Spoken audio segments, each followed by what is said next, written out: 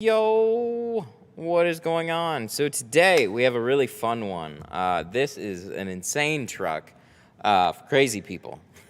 This is basically the Hellcat edition of the Ram. 2021 Ram TRX. We're going to be doing carbon on the windshield, front doors, back. We're doing all the glass. We are doing 35 on the windshield, 5 on the front doors, and then we're going to be doing 20 on the back doors and the back glass to match up. So you'll have a nice 5% even look all the way around, and then 35 on that windshield, which is going to make it look nice and dark. So we're going to have fun with this one for sure. Take our sweet time to make sure this thing turns out really good. This is a 90K truck. What's going on? So this will be fun. I'm excited for this one. A little nervous. No, we've done plenty of Rams. So we also have the BCM to cover. Plenty of things on the dash to make sure are covered, so we don't have any issues there. Because the last thing we want is any type of electrical issue on this. How you doing? All right, so I think we're gonna just go ahead and jump into it. We got quite a bit of work lined up. So let's throw this on. The fun headset. Let's get started. We good? Check. All right, sweet.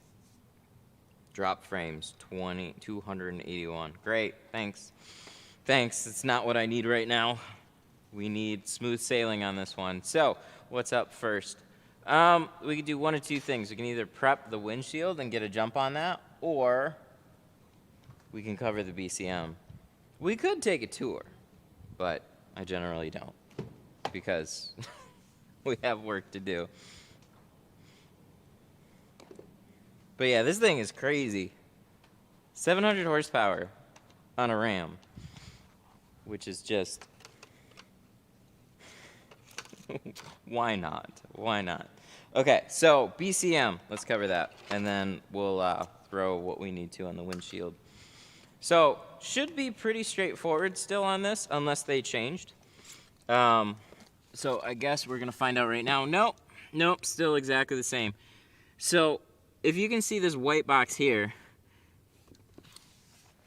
this is the BCM. I have a dedicated video on the Rams. But what you're going to want to make sure is that so the way that you're going to do that is you're going to shove a towel or two all the way up here. Daniel Rayner super chatted $14.99. Magandu Magameo Buntag. That is going to feed Kumus Takuya water's going to Master drip Po. through like speaker grills and stuff, and it's going to run straight into this BCM. So make sure that's all covered. Do I do the same with Fords and Chevys? No, because they don't have the BCM right there. In the meantime, Canon. Oh, wait. Do we not bring it up? Oh, we forgot. Daniel Reyna, how you doing, buddy? Maganda, Maya, thank you. I really appreciate that. It's good to have you. That's all in Filipino, and I just butcher the hell out of it. Way to start it off. Thank you so much for the 15. I hope you're doing better.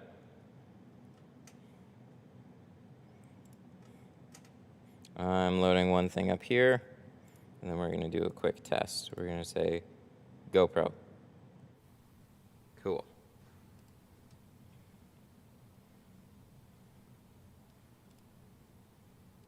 Good deal. Is the BCM, where is that? Somewhere else? BCM on the Ford's passenger floorboard area? It very well could be.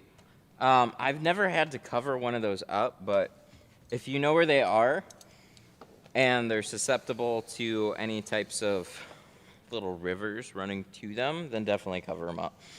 So the Rams are pretty notable for having that issue. So we always make sure that those are covered, because I may have learned the hard way. Thankfully, it wasn't on a TRX, but they didn't exist at the time. So as far as the glass goes, this isn't going to be very different from most other Rams, other than it's just a badass Ram. So all the windows the same, interior, motor, all that's different. BCM location, same. So for tinting one of these versus another Ram, this one has the most prestige, but layout and everything's going to be the same here, except maybe this little cutout right here. So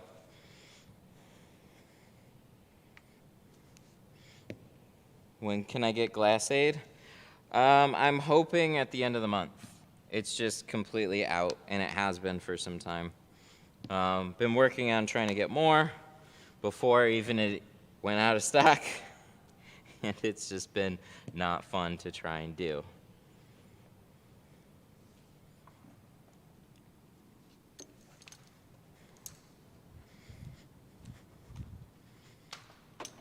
So I have some extra.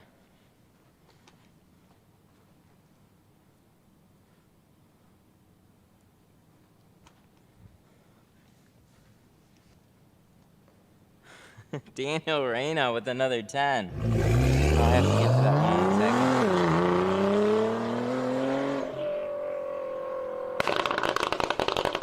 Thank you so much. I heard most of it. Daniel Reyna super chatted $9.99. Second Surgery pending on my manhood. All right, so but I'm still tinting.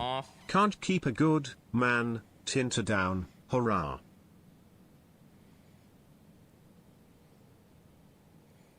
Ew. My buddy got a brand new Ram and spilled milk on the back in the first week. Ew. Oh, that smells great, I'm sure.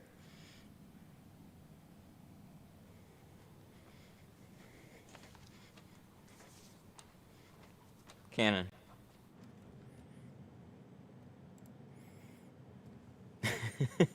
Surgery pending on my manhood? Oh dear. But I'm still tinting. Can't keep a good man tinter down. Hoorah. Aw, glad to hear you're in good spirits, though. Thank you so much for the 10. I really appreciate that. Glad you're still doing great. What percent? We're doing 35 on the windshield. So it's going to give it a good amount of privacy and still be very functional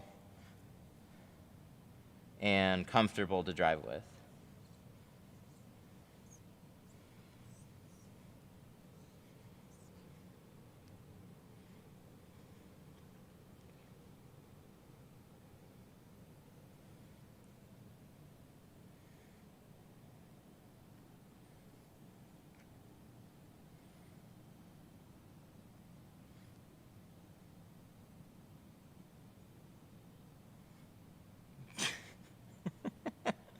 Do like me and do 11 and then double limo. might be a bit much. I guess for some people though it's great.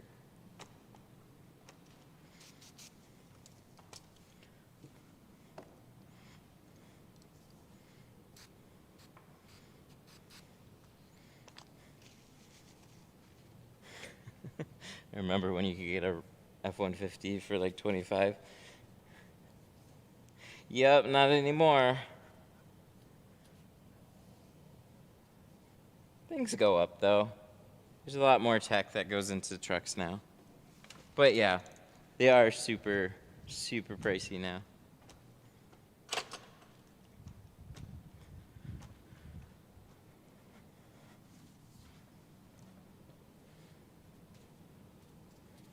Why do some people use soap and why do some people use baby shampoo? What's the difference? What's the difference? The difference is preference. So some will slip better than others. Some people learn slightly different than other people.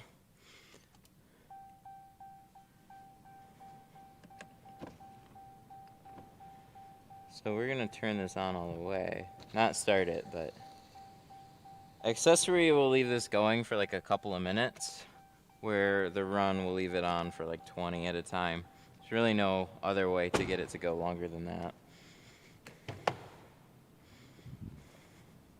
But yeah, a lot of what people use has to do with the films that they use and also personal preference. So you got some people that like baby shampoo, some people like Dawn. You know, this truck makes me feel really small. Like really small. We might actually have to get, oh good, we have it over there. We might have to use the little stool to cut out these top edges just to make sure. But that's the difference.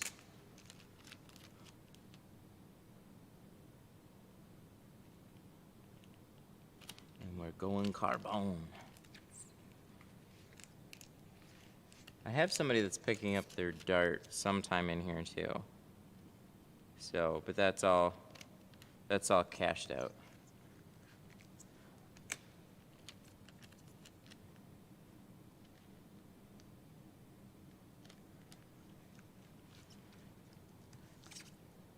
You weren't kidding, the Pro Nano is super sticky. Yeah. Yeah, man. I mean, I had to adjust everything when I switched here. I usually would use baby shampoo. I tried Dawn for like a little bit, and there's good things about both.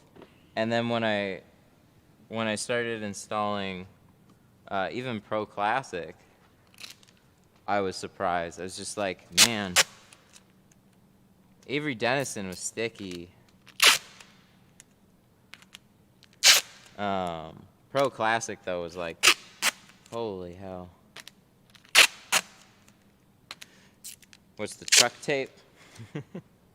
So tuck tape. Any thin plastic tape is gonna do well for you. But we're taping seals now because it helps.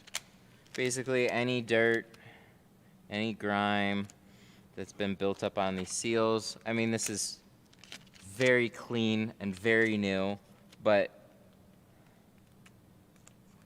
this is cleaner even still. So we've been taping side seals for a couple weeks now.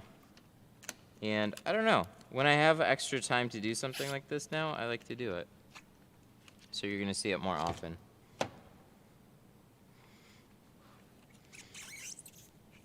It's gonna have the most help on like felt seals. So I did a Dodge Dart earlier today, and that had really wide, very felty seals, and the sides turned out amazing. But I don't know, we've been putting on everything so far because we can. I cut it into little sections though, mostly because I try to do like one long piece, and then I'll sit there and it'll get all messed up. So it's just quicker for me to just do some smaller pieces here rather than fight with one long piece because the window still curves a little bit. See, look at that. Easy peasy.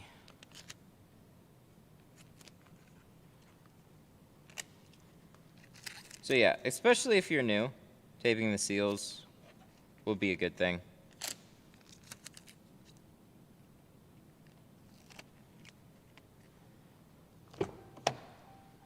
Something I was relatively dismissive for a while, but I come from a background where I'm tinting fast. So adding extra steps was always kind of like, So even the time that this adds, it's not bad. But when you're used to like always having to play catch up, anything that you can knock out of your routine to speed the job along is a good thing. But we set aside longer time here, so that's what we do. Wow. Toolbelt. This is an Avery Dennison. You can find it a bunch of places. Easiest to find with Google. Metro Restyling actually has it for like 30-something bucks. They're right down the road from me. But a lot of people know who they are. What's the most expensive tint job? For tint job, it was like 900 to almost 1,000. But as far as vehicle goes, it was probably an Aston DBS. I think that's a little more expensive than the McLaren. I did both in one day. It was a pretty sweet day. And then I had some regular cars in that day too. But for vehicles, that was a pretty sweet day. Kind of peaked there. I've done like an R8 and a handful of other ones, but really supercars are not my regular. It's not that I wouldn't love to do them, it's just I don't usually get them. Sad.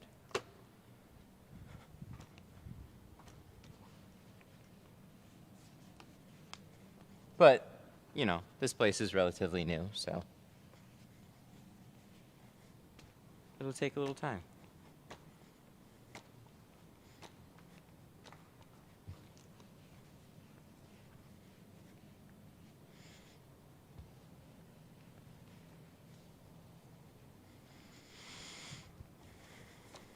All right, so we need some films.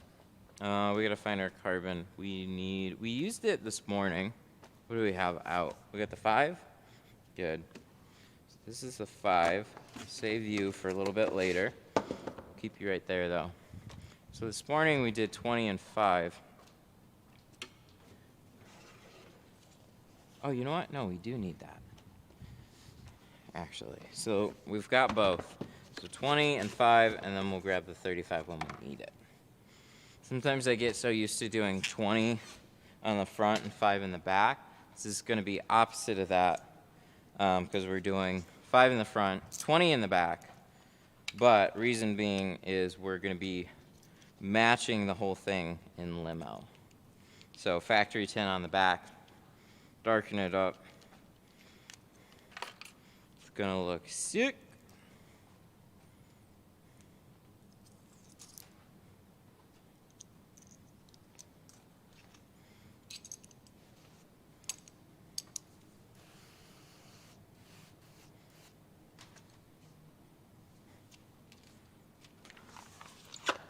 Have you ever locked yourself out of the car?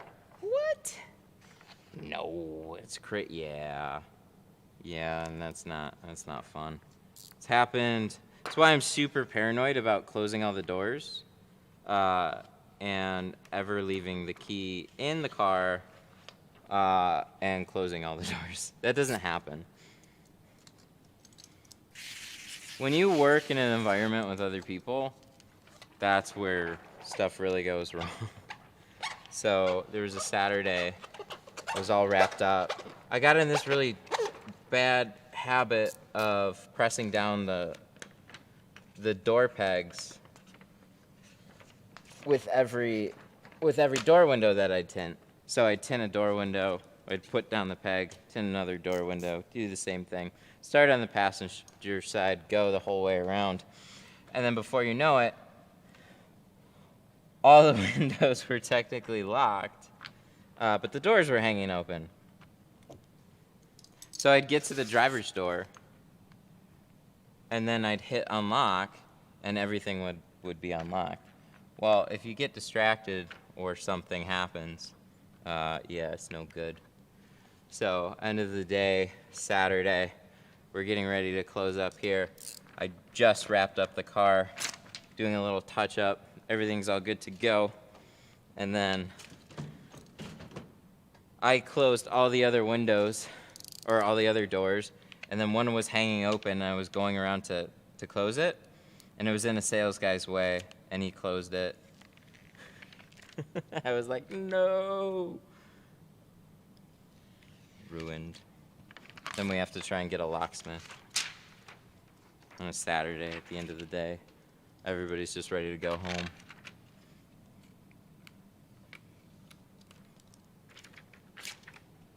Locksmith or a lockout kit, or, you know.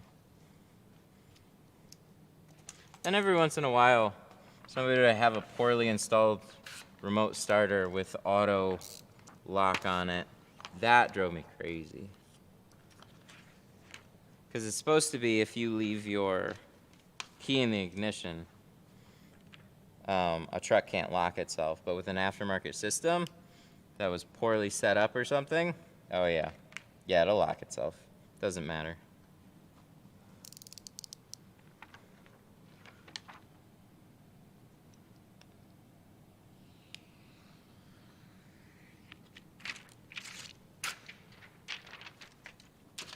I think I'm gonna have to get my stool for this one.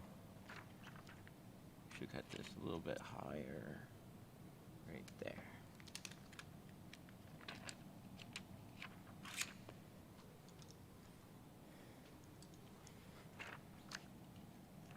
I'm so short.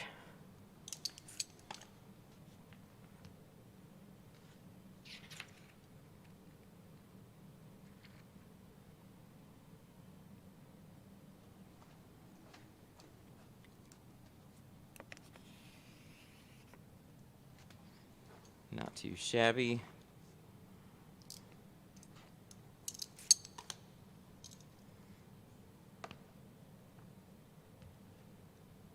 All right, good to go.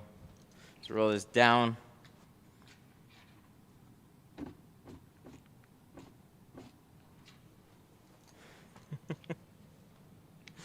I am too short for this.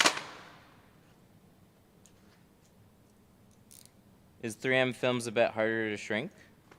Depends on the 3M. Crystalline, yes. Other ones, no. Just grow really quick. Here. There, we did it. We did it, boys. We grew.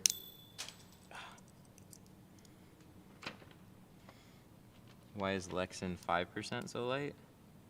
You know, more often than not, I'd say I have no idea. But you know what I noticed with that? If you look at my carbon comparison, one thing that I said was that it's a real even, like it's just gray, which is cool, but it seemed like it was pale. I don't know how to explain it. So when you say Lexan 5% looks a little light, I kind of understand what you mean. I don't have a good reason for it. I know what the carbon looked like.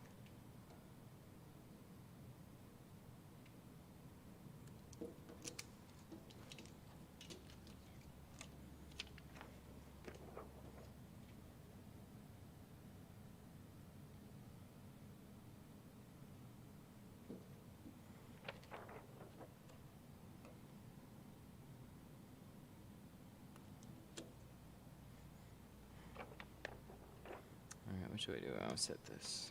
Let's put this here.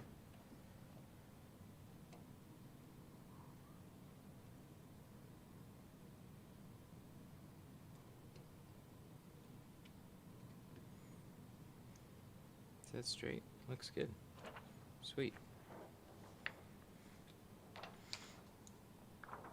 What angle do you cut the top at?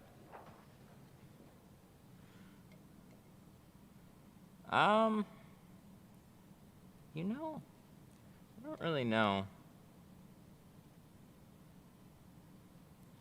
I want to say kind of a 45, but it's not exactly a 45. So maybe I'll get a little closer on the other one. It's a little tall, but we got a stool here, so we can maybe get a little bit closer for you on this next cut on the back. Just remind me.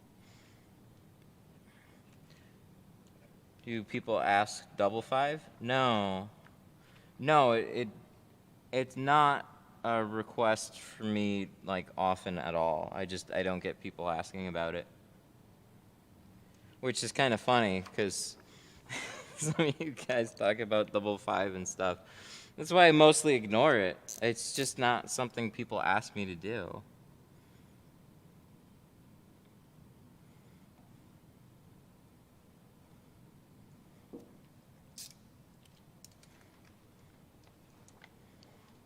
Every once in a while, somebody will want to go like extra dark, but this is really like the most normal for extra dark, and I'd say it's pretty reasonable too, because yeah, we gotta shave that edge off a little bit. That round's a lot earlier than I thought.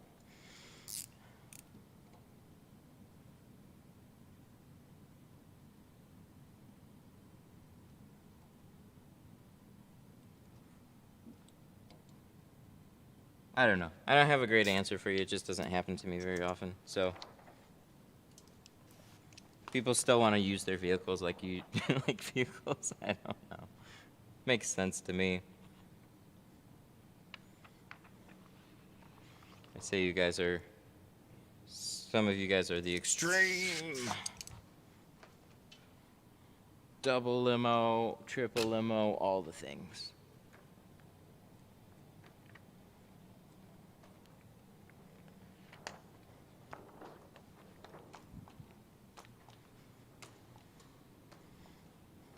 So, one thing to note is we did cut these out sideways.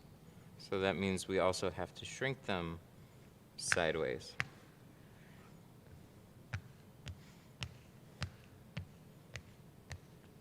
It's hard to see out of the windows with 5. You know, I think so. But there's a lot of people that'll fight you tooth and nail on that. Be like, if you don't have 1% on your windshield, you're a crazy person. Some people actually like their windows to be really functional after they get them tinted. Go figure.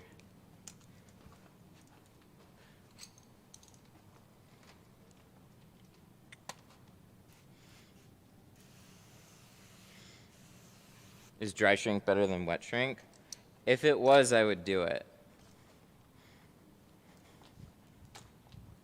Dry shrinking's a lot easier, or I think it's a lot quicker and smoother of a shrink. The last video that we did, actually look up the Fiesta ST that we did on Saturday. I wet shrunk that back window, and I would have gone way quicker if it was a dry shrink. I just wet shrunk it because I was moving it back and forth from a board and I didn't want to dry it off. Wasn't a huge window to shrink at all. So, and it still took longer than some of my regular back windows do. Look at this. We're so tall now.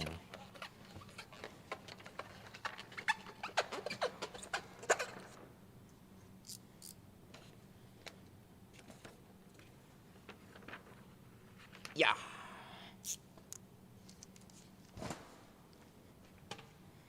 Stay. Okay, so this is 20. These back doors are a little bit weird.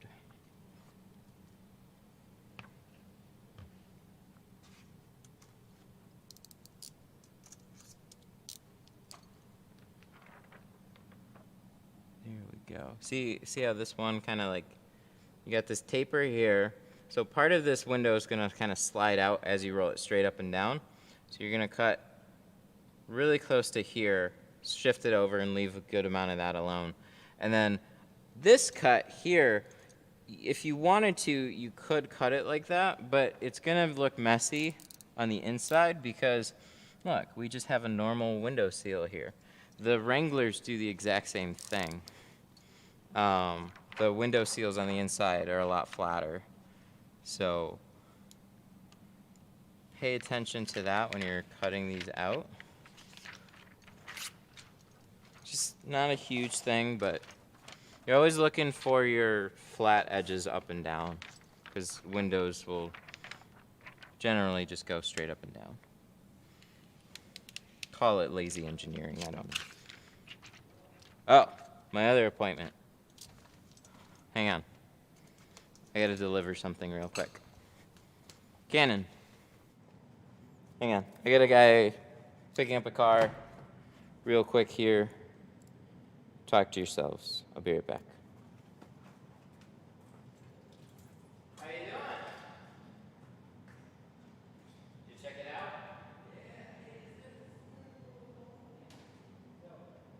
out? LOL.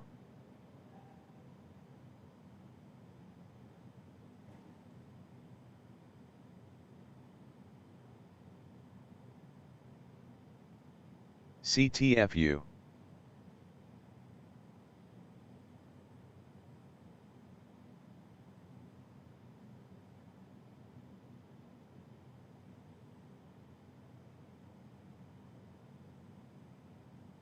Talk to ourselves LOL.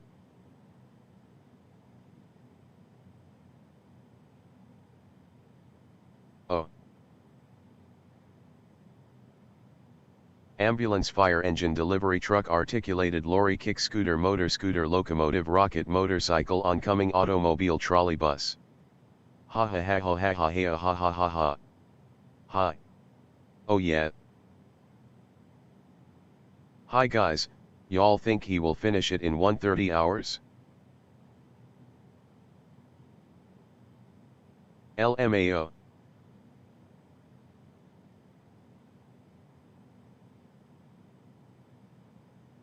We came here for you to talk to us, haha. Grinning face.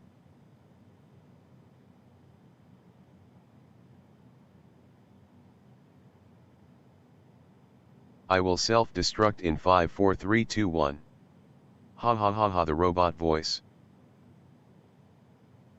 Have you guys heard about the new Ligma?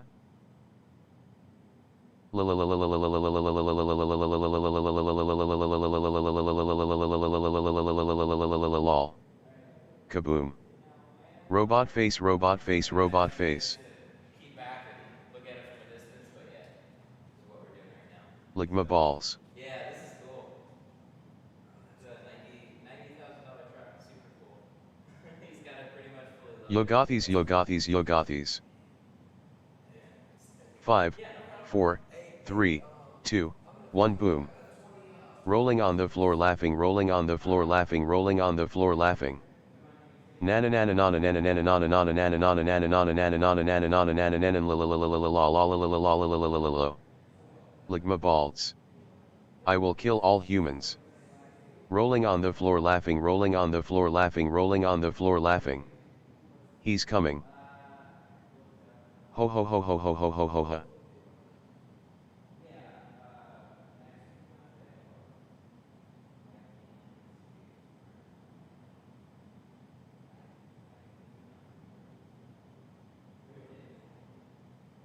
Yakshimash.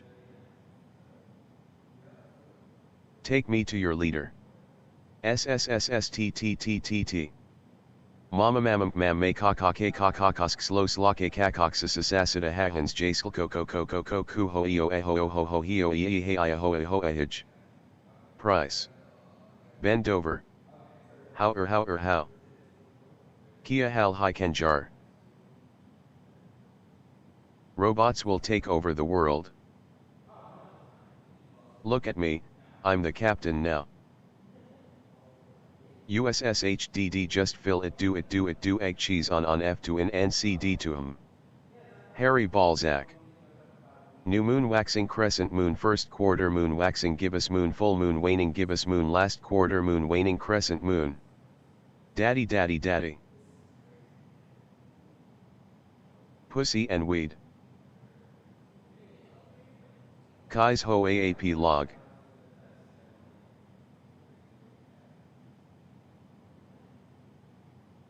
Coming.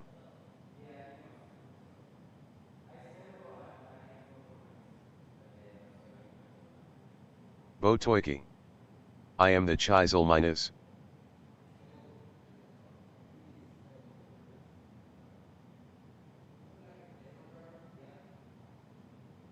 The KP Suneo.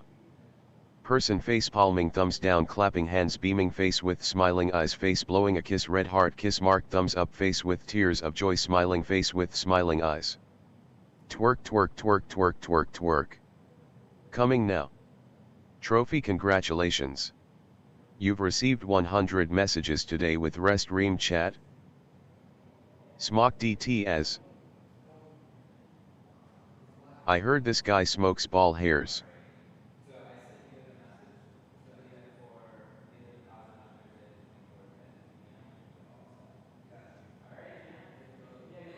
Shaved ice, ice cream, donut, cookie, birthday cake, shortcake, cupcake, chocolate bar, lollipop, bottle with popping cork, fish cake with swirl, rice cracker, steaming bowl.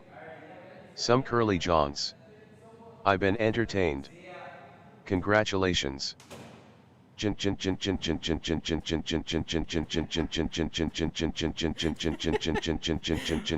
you guys having fun or what? I play with myself in the robot world. Oh, dear Lord. I wonder how much this ruins my whole channel, but you guys are having fun, so that's fun.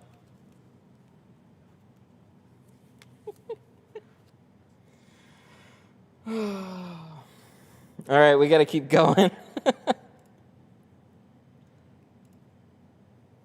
Oh, what? Why is my 5%? Oh, okay. I don't know. Whatever. We'll see. Hopefully everything's okay here. All right. So, I just had to deliver the dart that I did this morning, and then, God, you guys are nuts. So I delivered the dart, and they booked a 300 for Thursday. So we got that coming in next week. Okay, so back to this. What are we doing about these goofy cuts here? So basically find where your window is going to go straight up and down. Make a little mark there.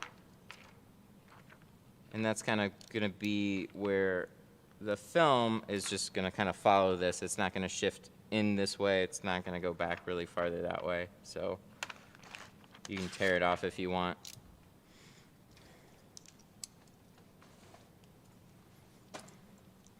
So then we'll shift it back. This was a lot more common on older trucks.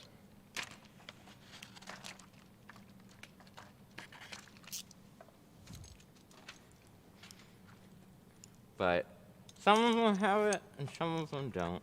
I guess I just do a lot more front doors on trucks, so I don't always run into these.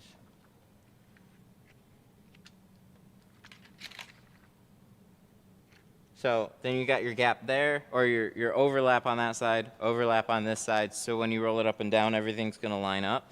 And then watch, it's going to be a little game of connect the dots here. Also, we cut this out sideways, so all this excess can be taken care of. We need a trash can right there.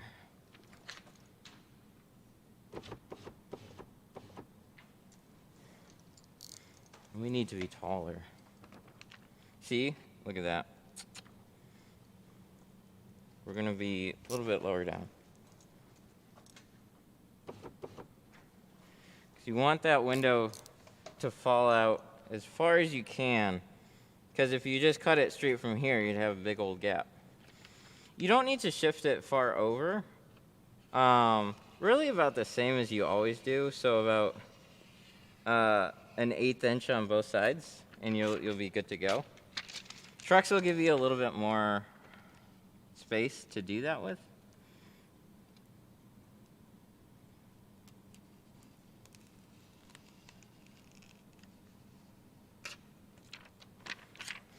So now we kind of have our curve. So we can't realistically make this cut all the way down there into the seal. So you'll do this on the glass itself or a cutting board of some type. But it looks real funky right now, but you basically have the path that you need to follow. So we know that this is like solving for x in math or something. You make little straight lines. Because you know this just needs to go down because it's just pretty much a regular window at that point. This goes straight across. You can make it a little extra rounded if you want. And then here, make a guesstimate cut, just go farther out, and then you just kind of blend this into here, and everything's going to be good.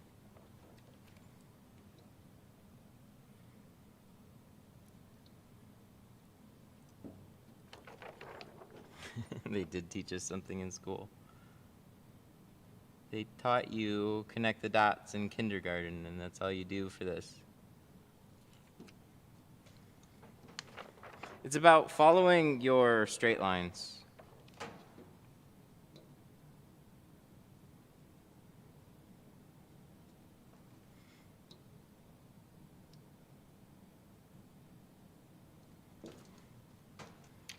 (2004) Audi S4, just like any, probably pretty similar. It's been a while since I've seen an 04 S4. I get a fair amount of A4s though, and those were.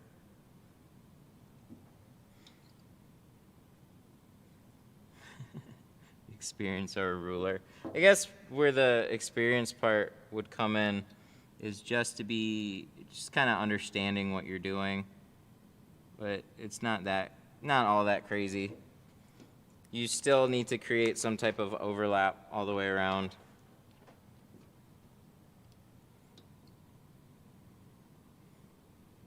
And the areas that you can't get a blade into, the curve just kind of keeps on going, right?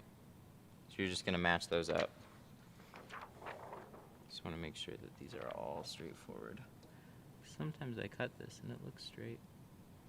There we go. Should be good.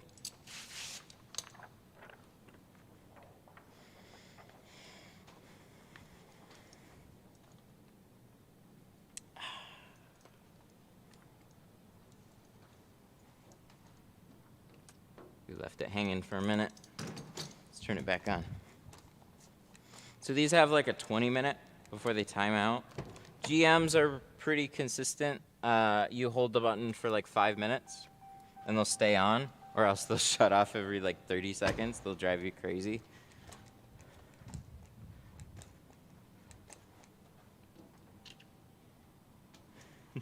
Did I miss the back window? No, you're good.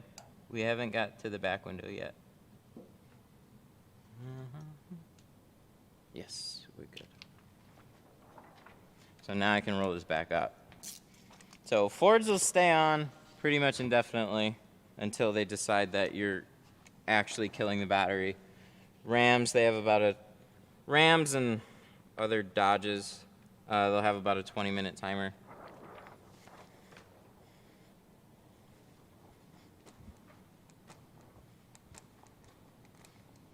And then GM, press and hold the button. And then it'll go ding, ding, ding. And then it'll stop and act like it's doing nothing. And then it'll pop back on. Is it a slider? Yes. Most of the trucks that I get tend to be sliders. Very few and far between are not sliders for me. I kind of wish that they were always solid, but it's all good.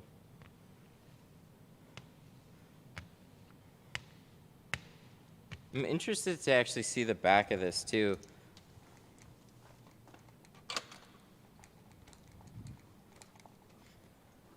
Because on a lot of these, the back windows, they put this little metal bracket here. Yeah, and they got the same thing on this too. All right. It's a little tricky to try and cut out with no gap, but it'll look much better if we get no gap.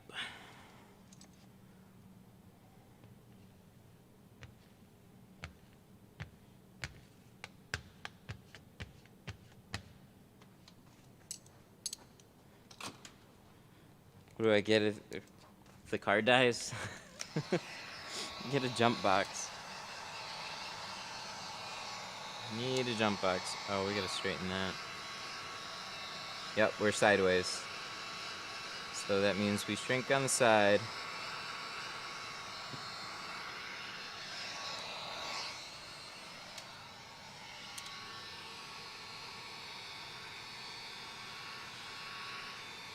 What percent?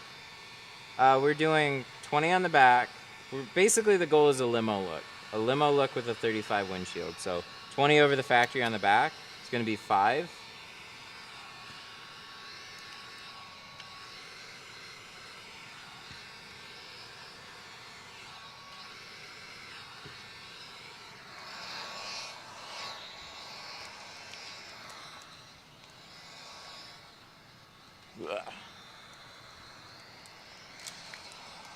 She's got a lot of long ones on there.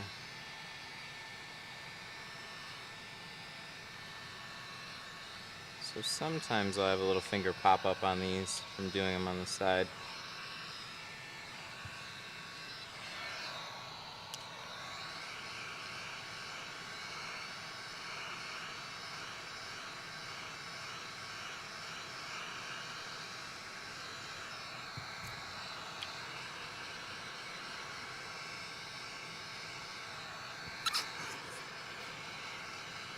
Why wouldn't you get a ceramic on a $90,000 truck?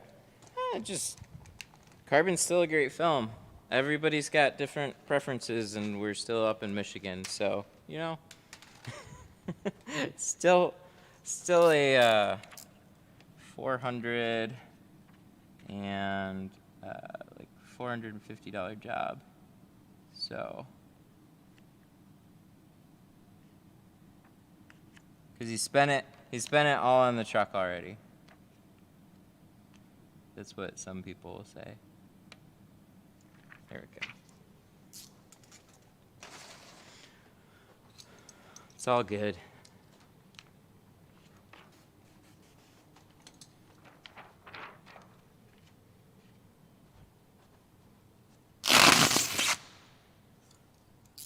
I mean, no, we should publicly shame him. It's all good.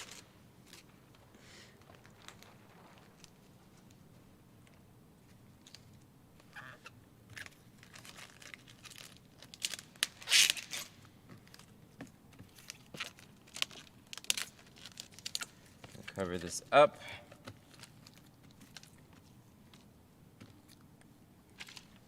I don't think I sell the carbon for what it's worth in terms of benefits. It can... I tell you, it can be difficult. You know,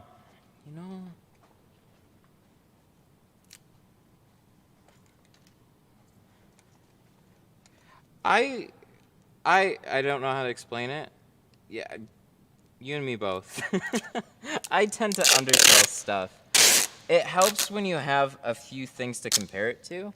So if you only have carbon, that's where it's going to be like, well, you know, I don't really know, like people that are coming in, they generally don't know the differences between them. They sometimes know that they exist, but they don't necessarily know the differences between them. So, I'm gonna go a little bit more. So these also have stitching on them, so I want to be extra careful about this stitching here.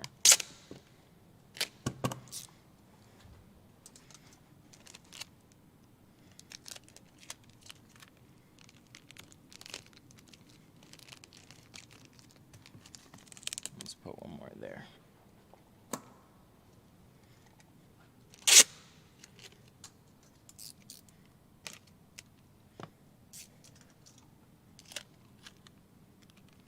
But yeah, when I try and explain the differences between tint, I mean it's a little different from like a phone, right? The more you spend on a phone, the faster it is. The more you spend on a computer, the faster it is. And those are tangible things that you can see. So for the difference between films is honestly about heat rejection. That's like the most notable difference and honestly the most real difference of all of them. It's like the higher you go, the better heat rejection that you get. So there's a lot of people that come in that just want it for aesthetics. So you're gonna have a hard time upselling or explaining what the differences is. One thing that you can do though is get a heat box and show them. But sometimes I'm too much of a tinter. I asked if they want to tint purely for cosmetic or prefer that it does something too. Most are willing to make the leap into price for added functionality. Yeah, so that's Nick is so much better. I talk as a tinter. He talks as like he's not a tinter. So he does a great job of explaining it to people, where I'm like, well, just needs to shut up. Do you want better film? Yes. Okay, this is better. Why? Heat rejection. Okay, cool. I haven't done too bad lately, though.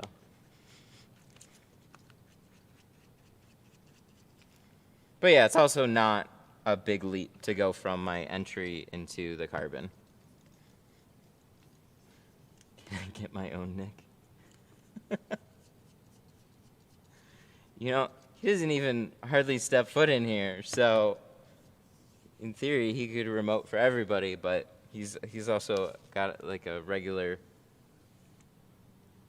job too. So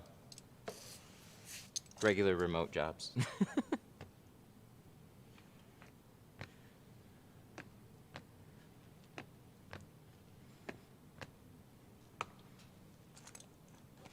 So anyways, about this truck. Like I said, got to be careful along these door sills.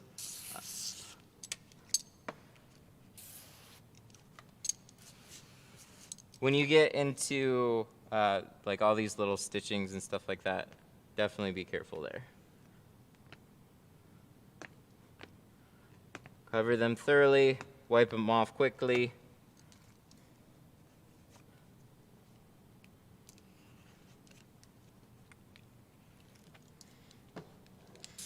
You guys are lucky with the weather there. Well, in the wintertime, it sucks. Wintertime, like, try and sell ceramic in the wintertime. It's not an easy thing to say, like, hey, you know, we got summer right around the corner in 6 months. You want some heat block?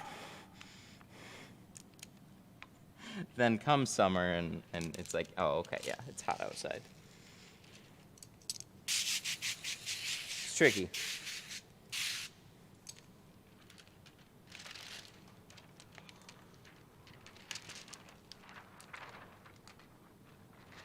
How do you maintain the clay bar? Yeah, like somebody in chat said, warm water, massage the clay, dirt will fall out of it. It's pretty magical. It'll start to look gross over time, so it's a white clay bar. It'll start to look gray and scuzzy over time. So they'll keep on working though. So I'll keep one for about like two months, and then I'll swap it out with another one. But you could definitely get longer out of it. Oh my God. Look at that edge. I'm glad we matched this up so much, because if I didn't anticipate how rounded this is just on that other side of that seal, we would have been hanging over the top edge and it would have been bad. This is so close. Woo.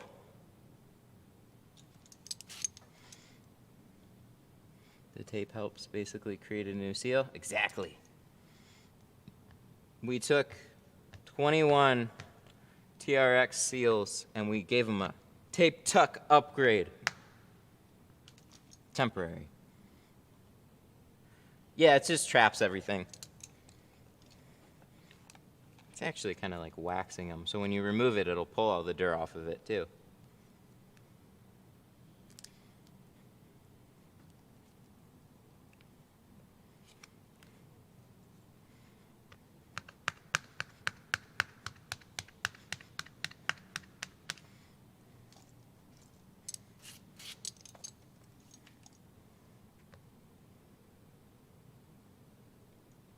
Do they make seals looser so the tint goes in easier? They give zero shits about window tinters when they design vehicles. Sometimes they think they go out of their way to make them harder. So a lot of domestic vehicles will be easier. But foreign ones generally are a little Jaeger tighter. super chatted $2 Super because chat, you're neat and thank soon you. storing my tires. Appreciate that. LOL. 1 second. 1 second here. What is that little guy? I think we got. One second. I got a little guy right here. We're really close to the edge, but I think there's like one little teeny tiny thingy here.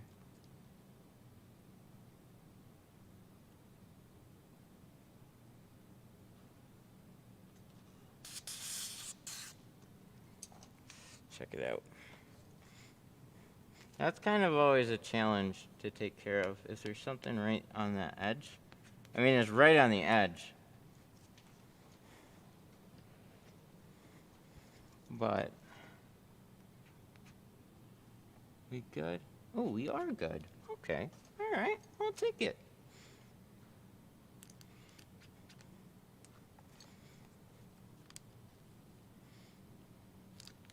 Yeah, so anything on like top edges of doors, clay bar, thoroughly cleaning them.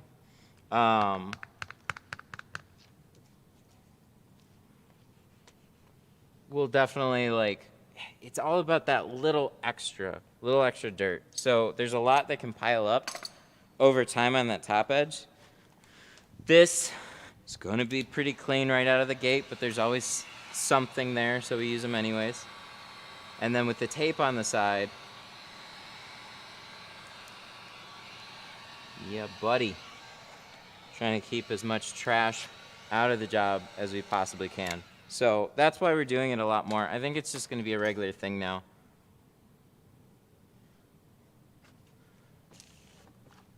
Whew. I was worried about that one for a sec.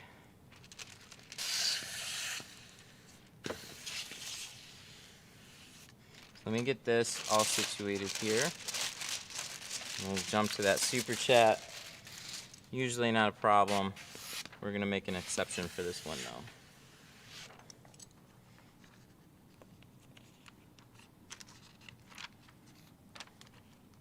Look into the nano skin mitt instead of the bars. But those aren't white.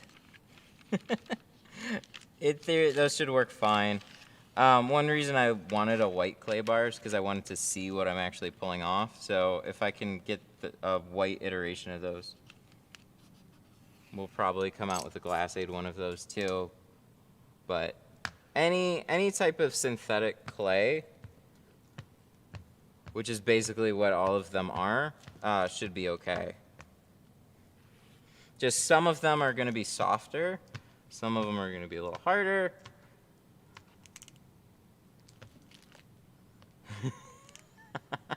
Super chat was Nick. Not important. Dang! Everyone's important.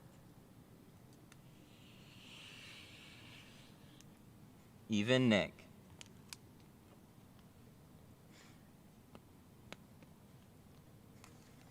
But the job's more important than Nick, so I'm sorry.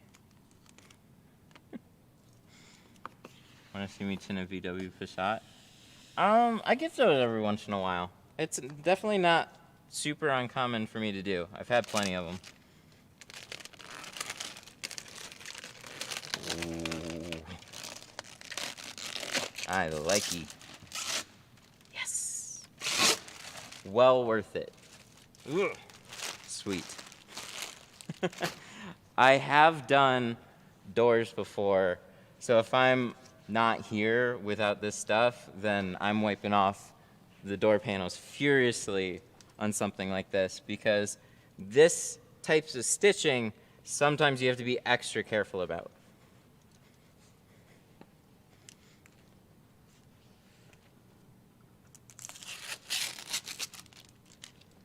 that gets in there, that swells it, and no good. No good. It's like the only thing. Although the paneling will be okay, but underneath it will look poopy. We don't like that. All right, we got a door done. Canon. Sweet. What do we got? Nick! Nick with the 2, thank you, buddy. Because you're neat and soon storing my tires. That's gonna have to be a recurring super chat then. No, it's all good. Thanks, man, I appreciate it. Thank you for totally stealing the appointment that I booked this morning. We booked people at like the exact same time, and his guy left a deposit before my guy did, so I had to call my guy and ask him to reschedule. It was sad. Is $450 fair for removal and install and colored tint supplied by customer? Still a little low. I mean, I'm at the, it's not bad.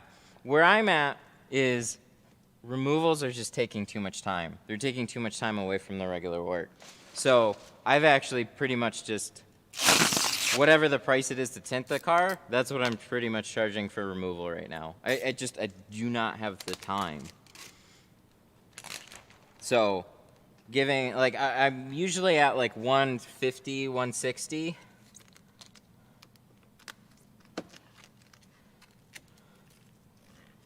I'm usually at like 150, 160 for a removal, and then I upped it to like 200, and then still I'm like, I just can't do removals right now.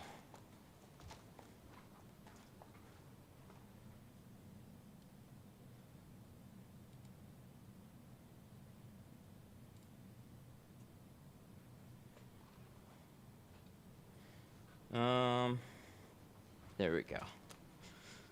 Whew, that was annoying. So again, we're gonna put some of this stuff. This is the first time I'm using it as an actual seal here, but it works really well.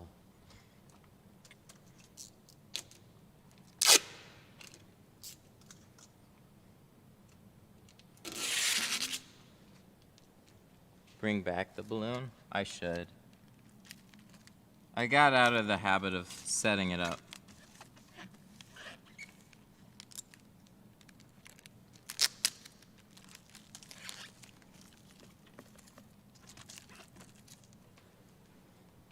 Interesting. Super chat. Thank you. Tropical Shade, how you doing? Thank you for the 5. Do you have a year cutoff for us? We don't take cars under 2,000. Usually way too much can go wrong. No, Tropical not Shade really. Tinting super chatted $5. I have a mental cutoff. Do you have a year cutoff? And then I'll usually For us, we don't have take to cars jack the under price up. 2,000. So if you have a Usually classic just way car, too much can go wrong. I kind of will say the same thing. It's not my specialty. I have to charge way more to do it, and you can probably find somebody else that's going to be cheaper. And they're usually going to be like, okay, yeah, I wasn't looking to spend that much anyways. So in a way, yes, I do. But I'll do cars older than 2000, but not like 90s are still for the most part okay, but it depends on what it is. It does kind of slow everything down though. So thank you for the 5.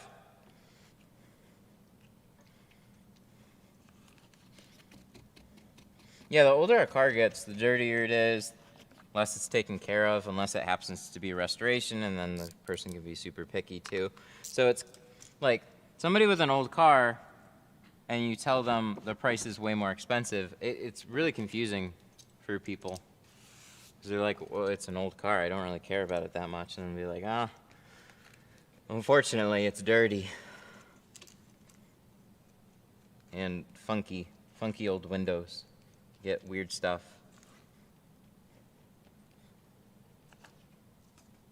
Gold Cadillacs.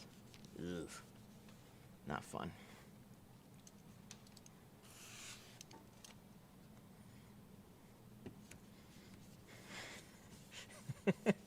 Does this have VTEC? Bro, this is VTEC. And more.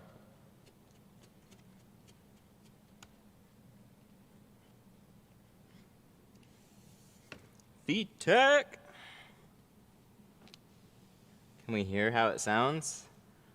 No, unfortunately. You know, it's something that I should maybe ask beforehand for something like this, but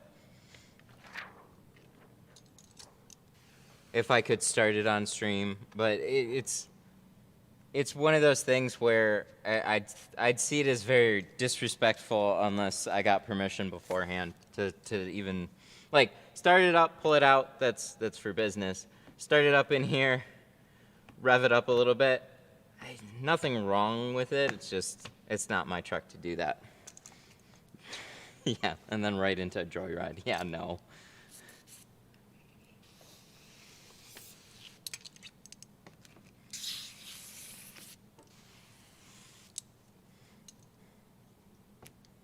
We are here for one mission, and that is to make this the best tinted TRX possible until we get another TRX, and in that case, then we got to make this one look like shit in comparison.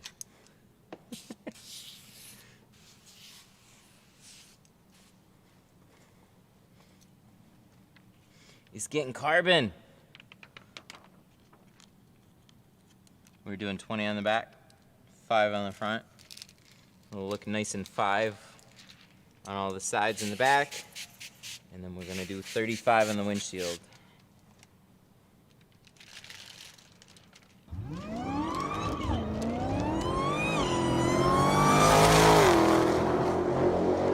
Super chat 5, thank you.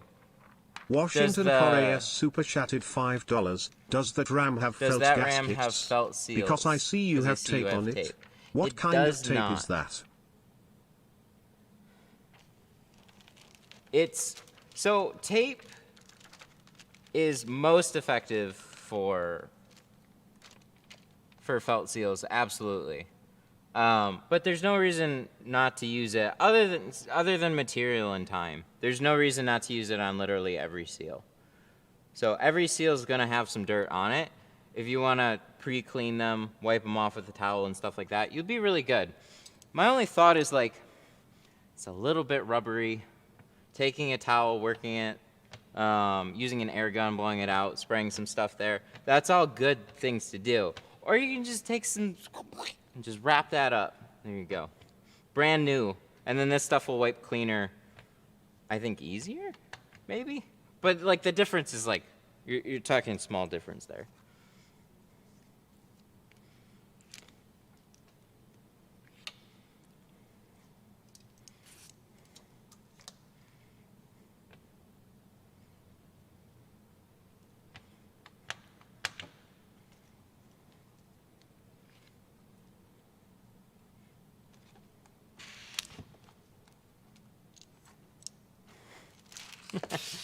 Use protection, wrap it up. There you go.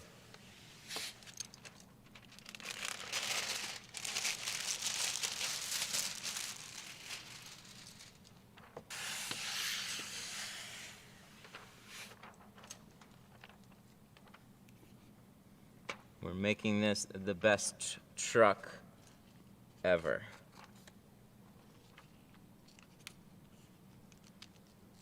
Did I find somebody to take my other job?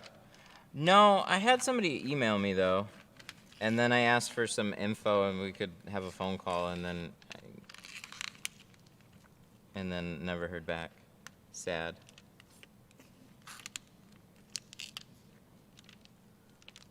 So I don't know if I'll get somebody to fill my shoes before I leave there. I will feel more compelled to stay if that's the case, but you know, it is what it is. Finding tinters is really, really difficult, and that is very clear in how hard it is to even get a tint job right now for some people. So a lot of places booked out a couple weeks, a couple months, even a few days. I've had my fair share of people like, I could bring it in tomorrow. And I'm like, I couldn't get you in tomorrow. I could bring it in today. Can I get a discount? Wait, what the fuck? That's the funniest to me. Was like, you know, I get the thinking, but it's still like, it's unfortunately not how it works. So there's the, like, hey, I'm booked out for 2 weeks. Oh, okay. Could I get a discount if I bring it in now? Wait, what? Yeah, because I can bring it into you now. So that means you can get the money now. Okay. Well, did you miss the part where I said I'm booked out a couple of weeks? I guess so. I think we could have shrunk this one just a little bit more.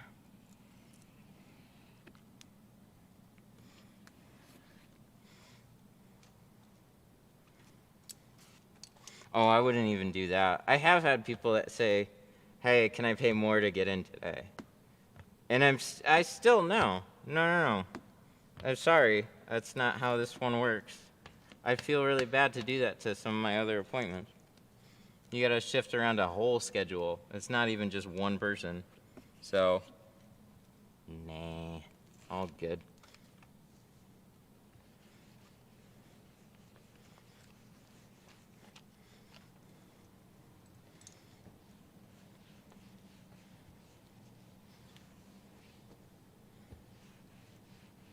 If deposit, oh yeah. Everybody's on a deposit. It helped. It helped a whole bunch.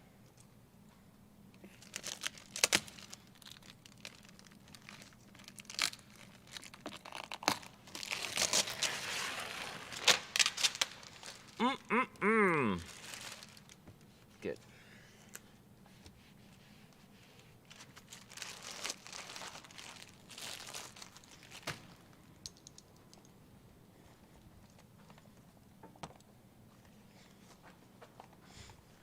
We got a little couple fingers here. We gotta press these guys out before we move on. Where's my shank? Oh, there it is.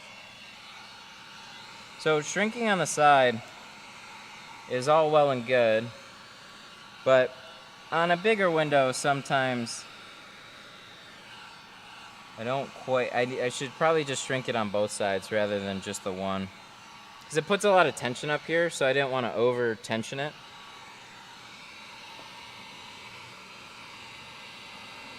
So we're just knocking this out real quick.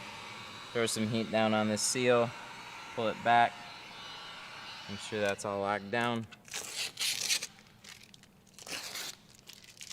Ram said goodbye. We gotta turn that guy back on.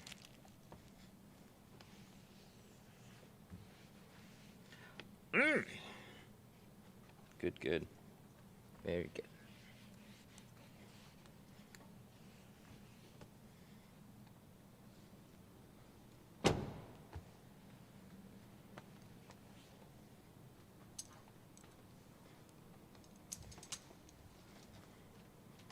All right. What puzzle did we make right now? Oh, there we go.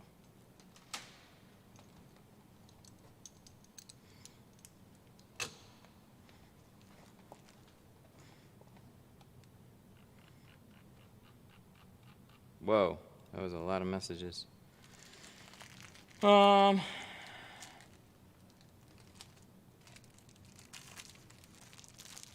Still working the customer base, not super steady yet. Oh, still working on the customer base. I know what that's like. Been there. It's still like here. It varies. Sometimes we get a lot of phone calls in a day. Generally, things have been pretty steady. We'll hit, I guarantee you, we'll hit this point where all of a sudden there'll be probably a small period of time that just kind of takes a dive, especially when you get into the winter. It's consistent until it isn't.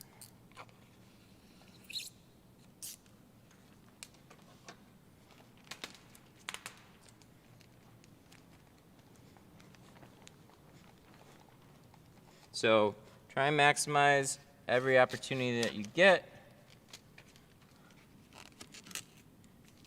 I mean, especially when you're trying to build up a client base, impress the people that you got. They will be your referrals.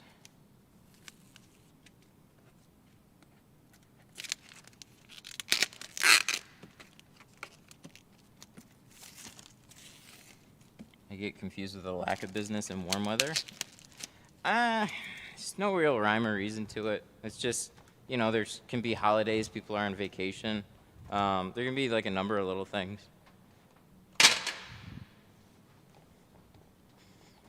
It'll be busy, it'll be slow, it'll be busy, it'll be slow. So when it is busy, definitely try and take advantage of it as best as you can. I can't tell you how many days that I've worked where there was nothing and all of a sudden there was everything. And it just does that. It does that cycle. There'll be nobody that wants tint, and then all of a sudden you'll have like 3 of the exact same car all scheduled back to back to back. Or it'll be the end of the day, and you'll have nothing to do. Or it'll be like beginning of the day, you'll have nothing to do. End of the day will come around, and all of a sudden 5 people will call, "Hey, can I get in right now?" And you're like, "Where were all you people earlier today?" Most of the time, he's sleeping. And Friday comes around, people get their paychecks. They got that hole burning in their pocket. I gotta have my tint right now.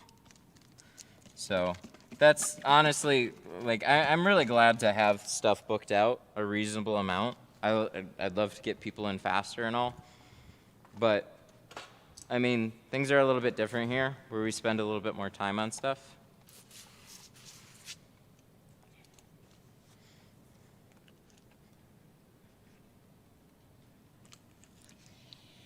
Because, like, people that are very impulsive and want to get the tint right now, they can be really inconsistent. How much do you earn on a tint job? Or is it private? No, it's depends on the job. This one is carbon all the way around with the windshield. So like if you called for a quote, I'd tell you what it was too. So this one, $160 for the windshield, $295 for the rest of it. And then math that together for me because I forgot $450 something. I don't know.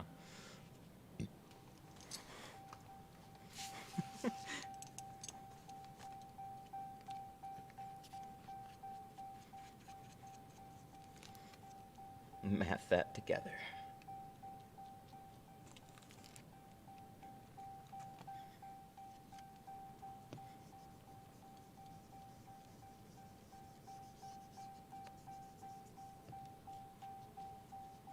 What does the tint cost?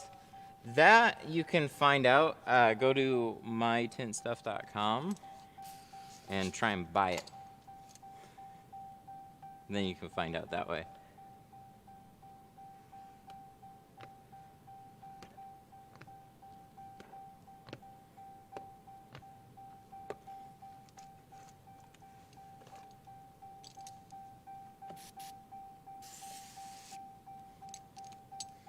Plus the tip?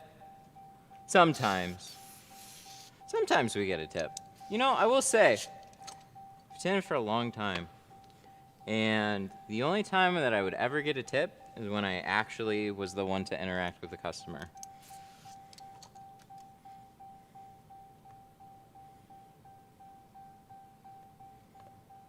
It would never happen otherwise. Also, they never asked.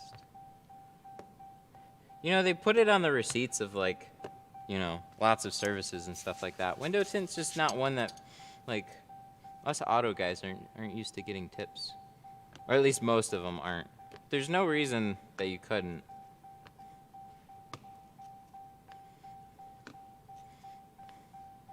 Like hair salons, man. Those are expensive. And they're still like 10, 20% tip. Good God.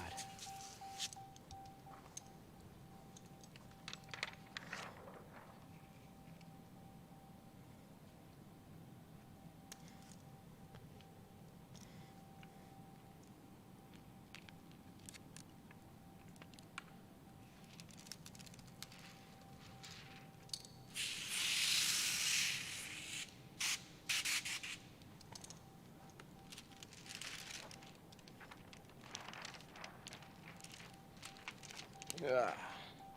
I need to be taller. At least I get a good angle on the window. Does this have the same windows as a normal Ram? No, they're so much more expensive. Yeah, they're the same. Sad. There's probably some small trim differences, but yeah, the roll downs, they're the same. BCM locations, all the same. As far as the trim on this, the Harman Kardon, that looks a little unique. I don't know if I've seen that in other ones, but I have seen like similar stitching and stuff.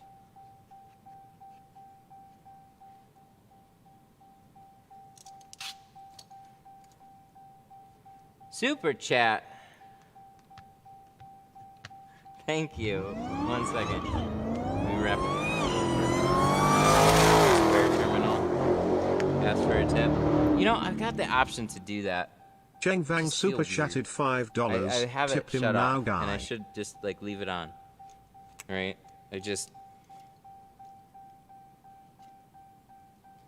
like, I always feel awkward about those situations. It's like, you know, if it asks for a tip, I feel like I have to leave one, but if it was already like, you know, relatively expensive to get done, that's where I'm like, I don't know, I just spent a lot. I don't want to pressure anybody feeling like they have to leave a tip.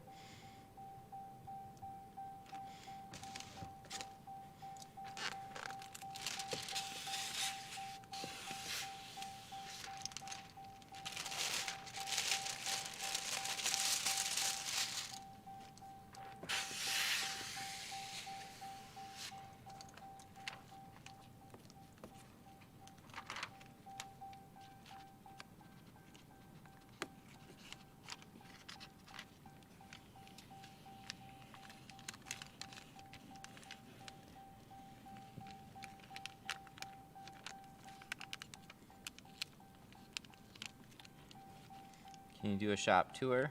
I could. I've done a couple little walk-arounds. It's not as exciting as you might think it is, if you think it is exciting. It's literally, it's this space. I got a bunch of crap in that room. That's my, like, junk room. And then I've got that up front area, which I need to actually have it painted and extra work put into it. But that's expensive.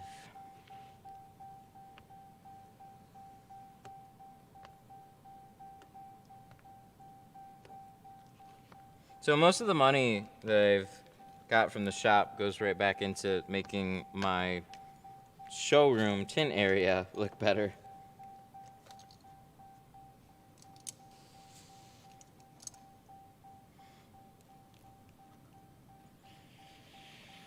I tell people it's optional.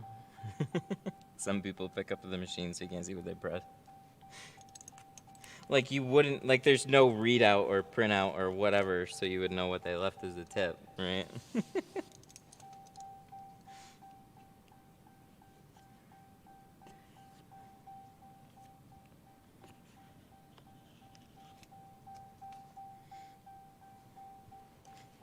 Are you starting to like the Blue Max? I've always liked it. It just will nick extra fast. And then that's no good. So I've already had to kind of flip this one around a little bit. It's good. I don't know what was up with the flat out. The flat out left a couple of scratches in some windows that I did recently, so I was like,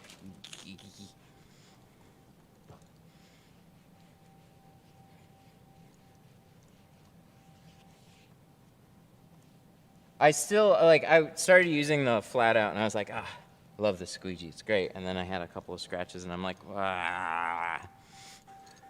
So I don't know. It was probably the day, but it drives me a little crazy.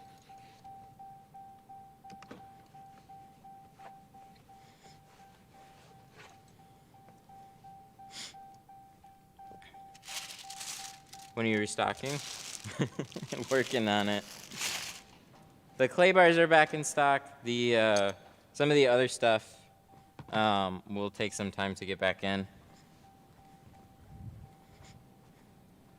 in the meantime, a lot of the stuff can be found at like Tint Depot.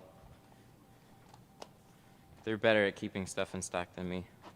Canon. Bang, bang, bang. Chang with the 5. Tip him now, guy. Thank you. I really appreciate that. How you doing? How's stocks going? Oh, so bad. GME came back down. I don't know where it is right now. It's fine.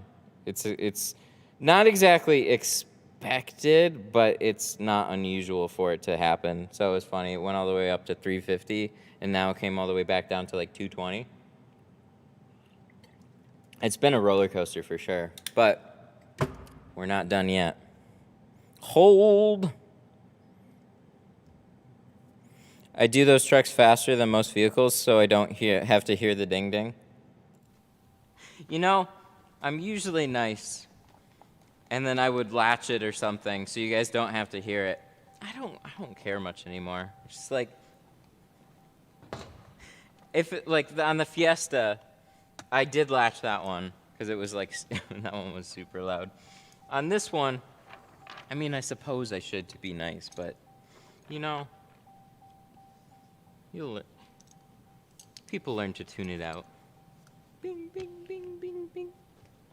It's mostly just for tinting the driver's door, and then I'll shut it after the fact. Ooh, that looks good. Looks so good. All right, so I'm gonna shrink this side just a little bit too. So the bottom, where we normally shrink, is much, much, much wider than the sides. So it makes sense that something might pop up. It's very wide here, a lot of area that you can shrink. Side, if you're trying to get everything there, you'd be mostly okay, but I'm just gonna tighten this one up a little bit to hopefully pull some of that in this way. Oh yeah, the old ones did buzz. You know, I never really thought about that. I always kind of thought something was wrong with it. You open it and it goes, yeah, I know what you're talking about. I know that sound. See? Pegs. We want to make sure the car at least is unlocked before you shut all those doors. They're not putting as many pegs on doors anymore, though.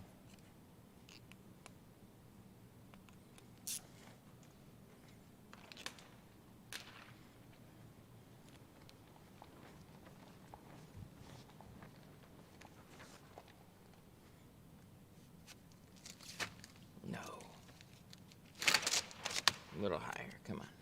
Come on now. Thoughts on the what? The what?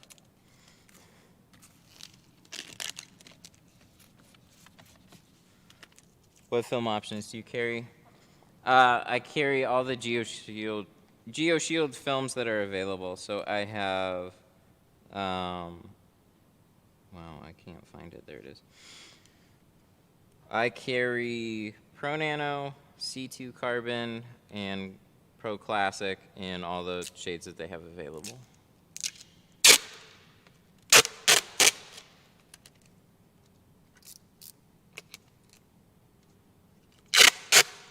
Oh, my text-to-speech voice says that really funny. I'm not sure. I don't know much about it. I really don't know much about trucks. Like, I know about them, but as far as like all the features and stuff that you can get, I see so many different vehicles. It all just kind of starts to blend a little bit together. So when they're here, I definitely can appreciate when a truck or a car vehicle goes kind of above and beyond in certain aspects from all the rest of them. But yeah, I don't keep as much up to date on vehicles. Jeez. Can I just cut this out, please? Doesn't want to stick. I just need one little piece. Thank you. Should you carry 3 options when you're first starting? Yeah. So, It depends on the type of business that you are.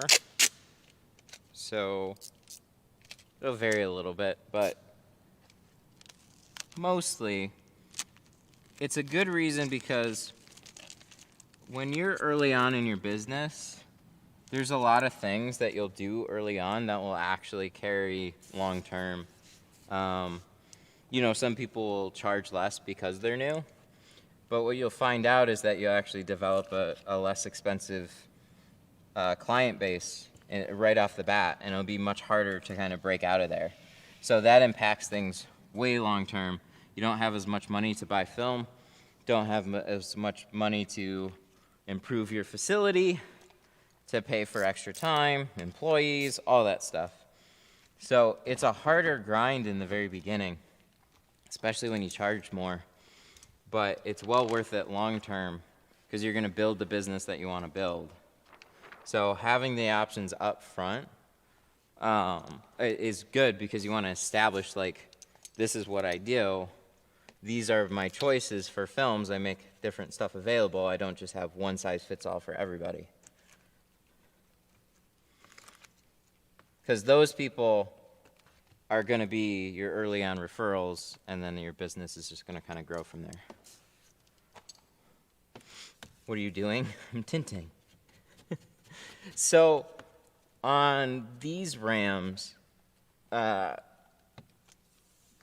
have stitching here. So what I'm doing is I'm trying to seal against any water dripping down onto the panel in that stitching area. I want to keep that nice and dry.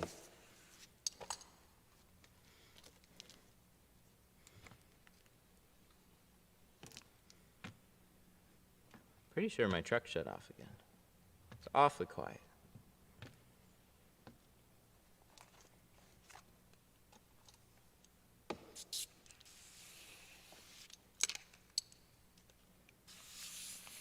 What year's the Ram? 2021. This is brand new TRX.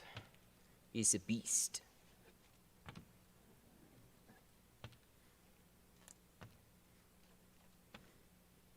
Yeah, these are wide, aren't they? Should have thought about that a little bit more.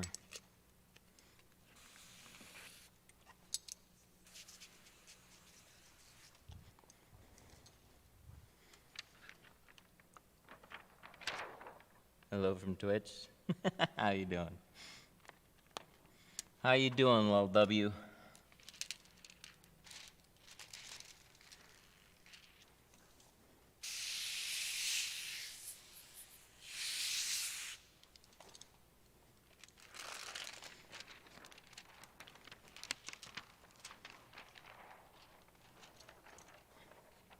Oh, that's a good point.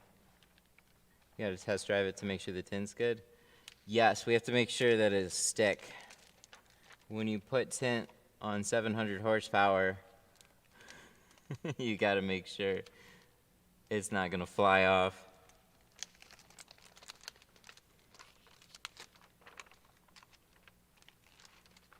Do you use vinyl for the dot matrix? I have a vinyl product that I will use on, like, some older vehicles. It's really rare. It's never on the thinner ones. It's always on, like, the really wide bordered dot matrix, like the old Fusions and Honda Accords, miscellaneous other vehicles too. It really does have a lot of leg room. The you know, these back doors, I didn't really even think about how wide they were. I just kind of shrunk the side, and then I was having a little difficulty with some things popping up at the bottom. I'm gonna go back over and check that. Not a huge deal, but should have just, because you have nice flat, well, not flat, but you have nice wide edges too.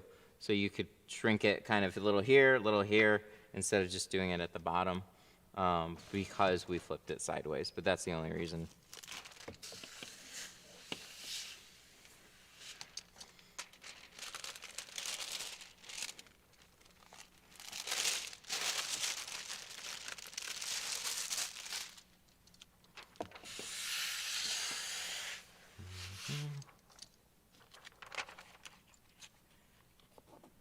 Yep. Got that rounded thing on the outside.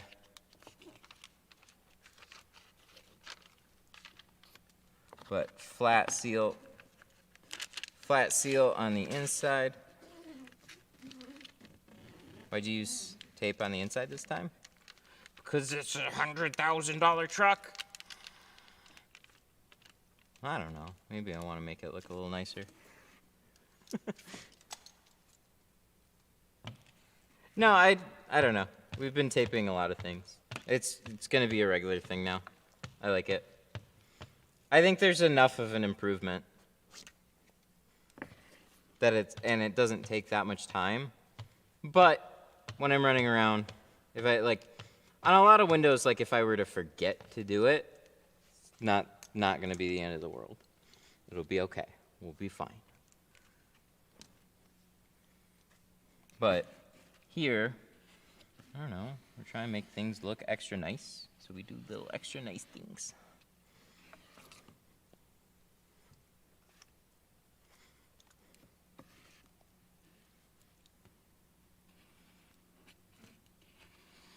I'm sure you mentioned this, but is that 20 and 5? It is. You got it right.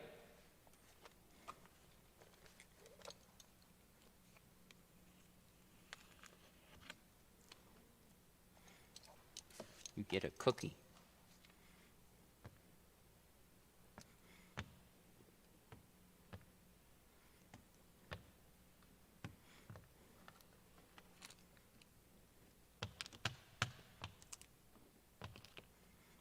Good Lord. Wide windows.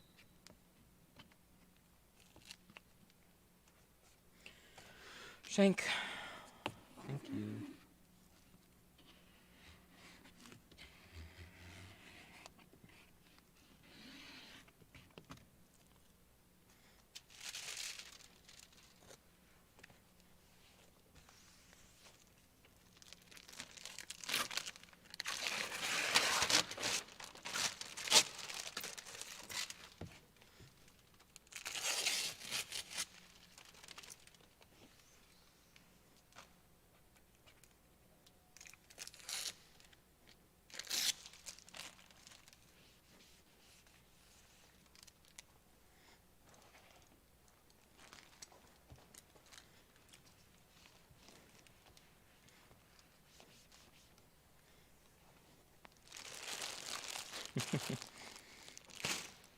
Missed the beginning. If we give you 200, can we start it again? No. Nope, I would much rather keep the time, thank you.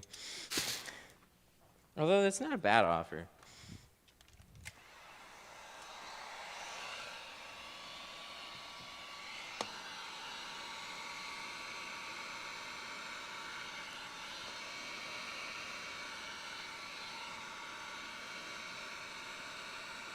Is the tint pre-cut?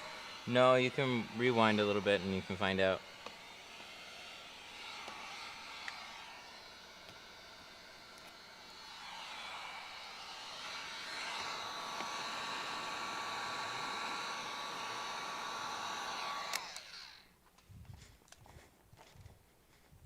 All right, let's check this other side.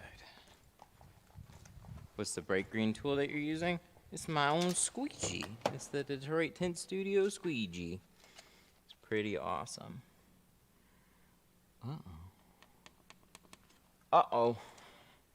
We got a thing here. Now that it's all cleaned. Ew. Oh, I don't like that. Oh, dang. I think we might have to redo this one. That's no good.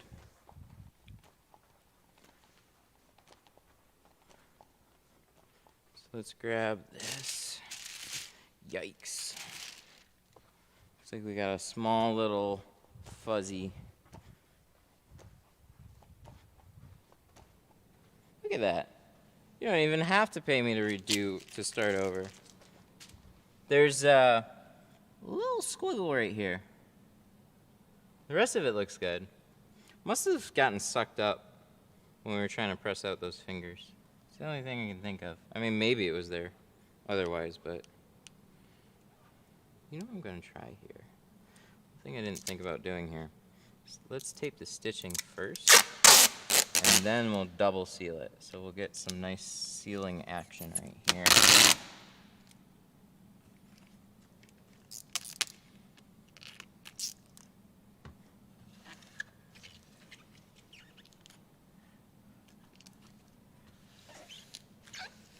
Aw. Whoa! Phew! Oh my god. Cannon. Jorge! With the 50! Good god! To redo it? Dang. Look at you guys. Daniel Holy Reyna shit. super Daniel chatted Reyna with the 10. $9.99. No fuzzies, lol. No fuzzies. Look at you guys. Wow. Thank you. Holy shit. Jorge We'll Sandoval redo the whole super truck chatted now. $50. No, I'm kidding, we won't. Everybody's like, redo, redo, redo, redo. Is that a good thing? When did redoing become a good thing? I thought that's like, I mean, yes, to make it look better, but like, we messed up. That sucks. But trust me, on something like this, well, shit, it could be a Ram. I mean, could be a Dodge Dart or something to it. I'd still redo it.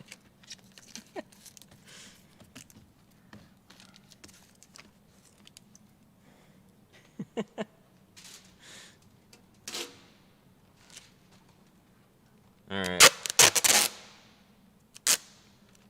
right, please stay at least for this. Not gonna take too long. So if you're gonna redo it, obviously you wanna do it as soon as you catch it. Sorry,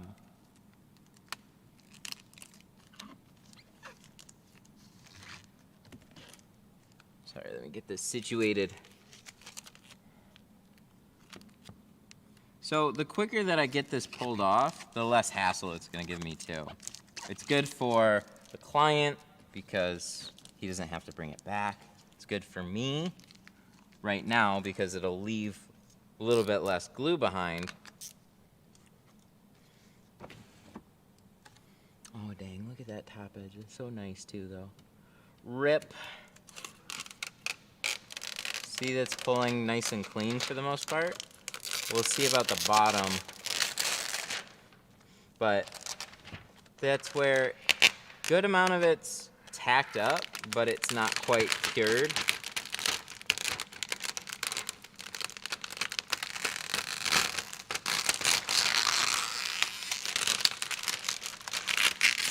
Yay. It'll make your life easier, because the more glue you have to scrape, the worse off you're gonna be.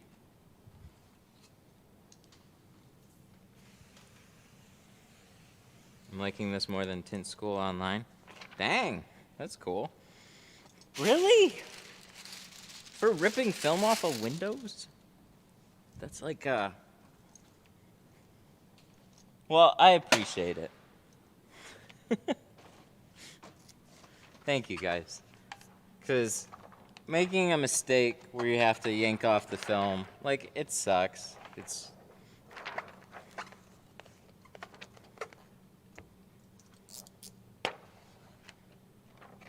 not just about the film, not just about the time, but it always makes you kind of like, ugh. I put so much care into that window, and still. But we'll get it. Maybe we'll start redoing, maybe we'll start ripping more windows off. This whole car needs to be redone. We just finished it, let's redo it. It's more professional. I appreciate that.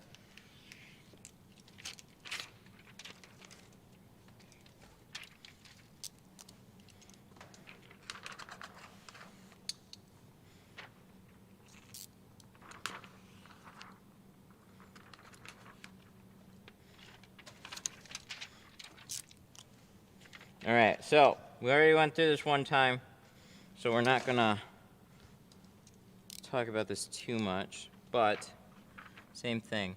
Pull one side over, make a little cut on your straight part of the window, drag it back. So now you got a little overlap on both sides. Drag it down how you normally would.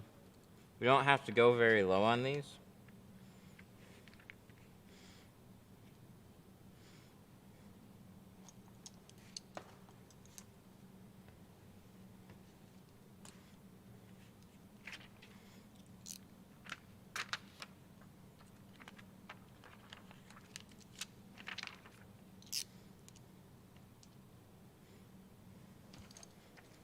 Top 5%.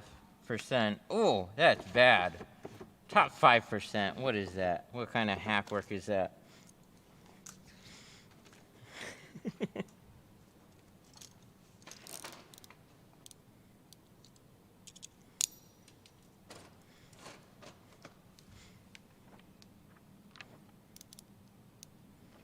Oh, we gotta tape these side seals too. Oh, good God. All right, hang on.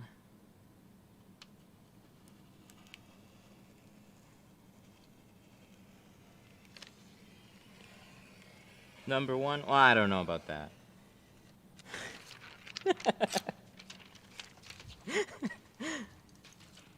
I wonder if 5%. I wonder how low that goes. Because, no, the funny random streaming statistic. Top 1% of Twitch is 400 viewers and up. Which sounds really low. I thought it was like way higher. At least that's what it used to be. It's probably a little higher now.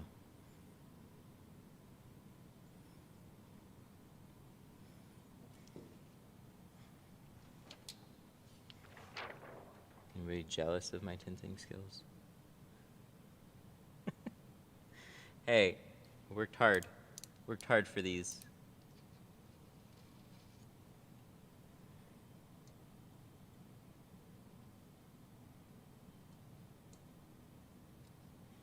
We can still improve though.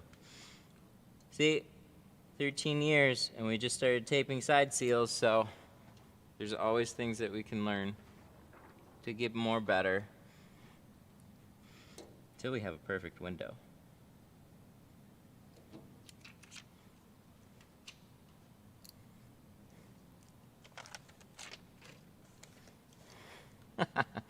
Been tinting for 45. Young whip. Matt is right up there for a young whippersnapper. That's how you know you've been tinting for 45 years. Whippersnapper. Did I miss anything? Nope. Nothing to see here. No mistakes. Perfect. First try.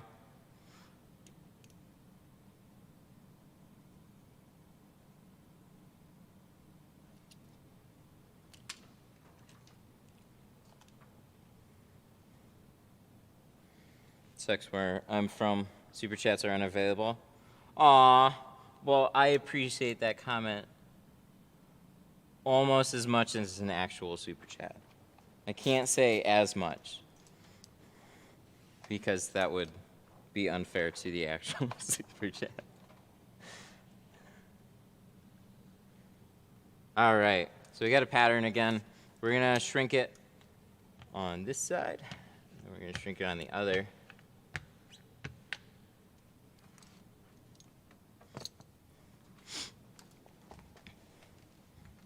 My favorite matte improvement was covering door panels.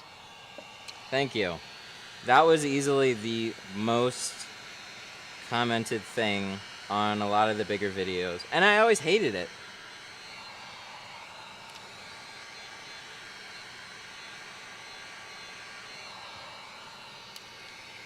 Most people tint behind a garage door.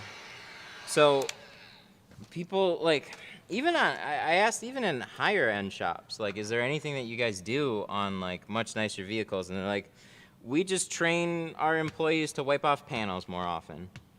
Just kind of wipe them off as you go. And it's like, ugh, really? Dang. Because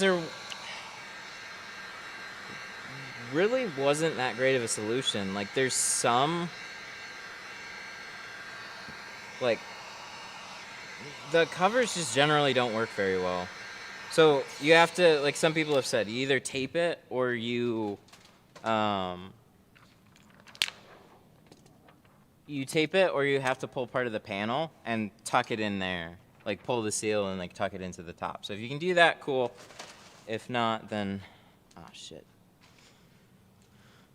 But I just reminded myself I gotta tape the seal, and then I forgot, because I'm doing some other stuff here. What time is it? 3:30? Cool. We're doing good. We're still making progress. And it's off. You ruined my groove.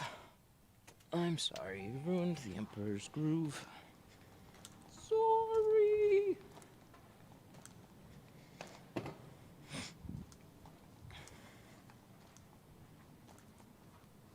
Where do you get all your tools from? A few places. I have a site, but Tint Depot is another great resource. And then there's a barrage of other tint tool suppliers like 44 Tools, Sun Distributing, Dragon,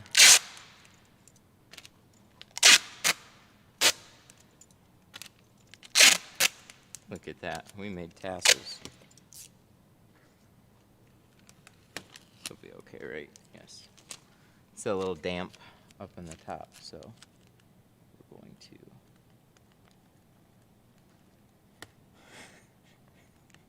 we got a true 5-head asking that question. Why tape it when it's got 700 horsepower? That's a good question. I don't have a good answer for you, though. Those are the questions I like the best, though. Solar effects? I haven't actually used their film, but I hear really good things about them. There's a lot of people use solar effects. So I think you'd be in very good hands with them. I think they're also, I believe they have territories as well. So sometimes you can't get them, but definitely check with them beforehand. They'll let you know.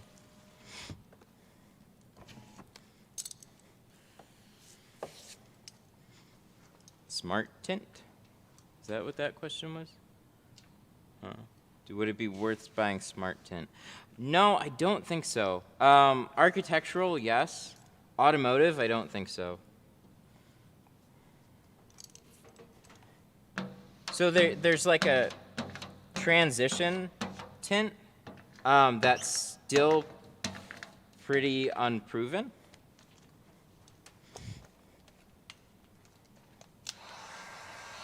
So it's making progress, but even I don't know, I saw one that was really expensive, and then it failed within 3 months. It was like $2,500 a roll, and it got 3 months of use before it started spotting. And then there's the electrical stuff, electrochromic, and I doubt that's made a lot of progress since then. It'd be really expensive if it is. Sounds cool, though. The stuff that I saw was more white. It was like a white haze. No, not haze. Like a white frost. And then when you added current to it, it would frost up even more, and then it would kind of go translucent. But it always had this like this haze to it regardless. I think it'll take some time, but it'll get there. Kind of like nanocarbon, nanoceramic. Like when it first came out, it was hazy, but it performed well. So this stuff, I'd imagine, like I didn't know how it would fail, and I didn't even think about it. But there was a company called PhotoSync. They sold a shop that I was tinting for $2,500 for a couple, like for one roll. They bought a couple rolls from them, so like 35 and 20 or something like that, and it went like one shade went from like 50 to 35, so it wasn't even like a huge change. and they said within like 3 months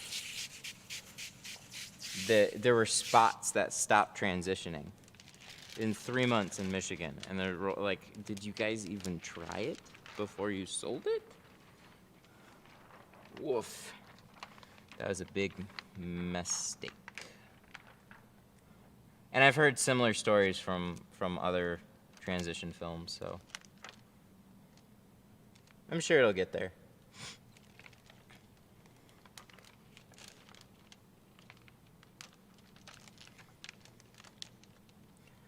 I have a really cheap one that I bought off of Amazon or eBay, one of the two. It's supposed to go from 70 to 20. So one of these days when I don't have appointments, we'll come on stream and maybe play around with it.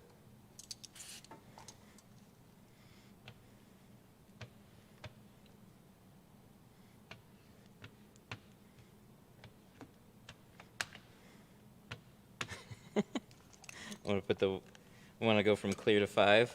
That's a big jump for sure. Where's my, there it is. That's a very big jump. I'm sure it'll happen. I mean, it'd be really interesting to like roll around in the day. It'd be really interesting to roll around with 5%. Or, yeah, 5% on your windows, and then you get pulled over and you roll them down and hope that they fade fast enough to cop pulls you over. Pulled you over for tint, and then you roll them back up, and you're like, no, I don't. But then he watches them. Super chat, thank you. Michael Starmer super chatted $5. Final question. Last question. Have you installed How about Suntech? Suntech films? Or what are your thoughts on Suntech? Suntech, they're owned by Eastman, who also owns Lumar. I think they're a solid company, for sure. Like, I mean, Eastman's great. I hear things about their scratch coat. They just have a really bad scratch coat. But, I mean, I've never gotten the feeling that they were a bad company or a bad film. Lumar takes care of its dealers really well, from what I understand. They'll generally pay, like, you know, if you have some failure down the road, they'll generally pay like full ticket plus reinstall. I think that might be on a credit or something, but Suntech's owned by the same people, so.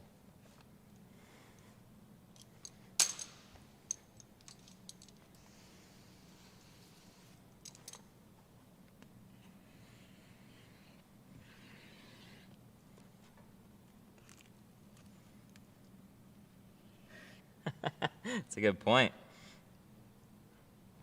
I like that the TRX, or that the Super Chat Sun is likely the same one as the TRX. Yeah, it was taken off of a Dodge Demon. You know, it is really hard to find good, clean car sounds. There's always people talking. There's lots of wind noise. There's lots of other crap going on.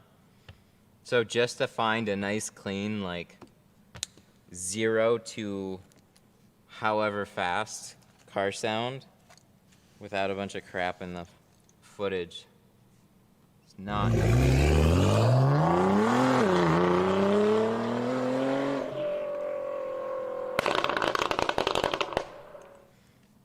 Daniel Rayner super chatted $9.99. Statistics You guys are show so that nice Matt's today. live Thank you. online, virtual video schooling and training is way ahead of the game in tinting. Let me read that one. I think this one went better. Back into the same prep. Are you doing the whole truck? We are.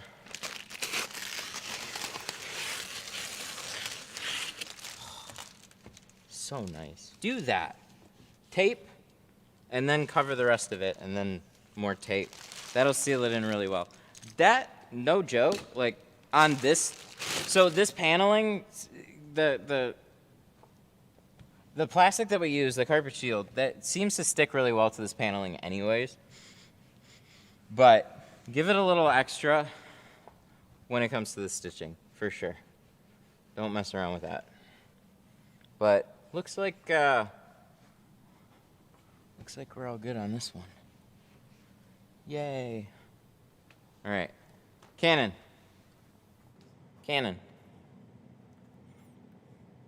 Michael with the 5. Thank you. I appreciate that.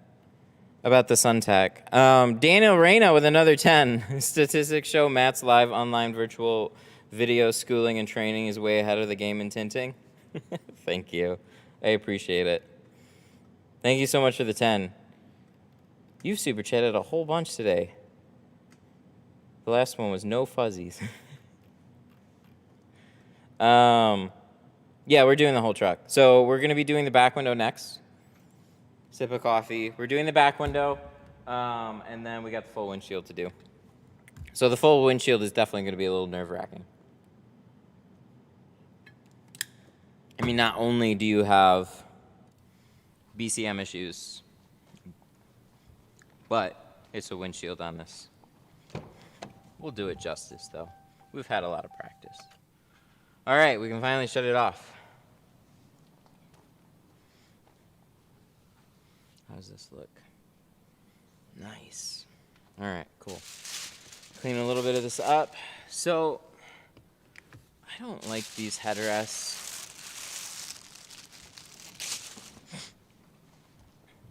Have you heard about the dash protector? I have.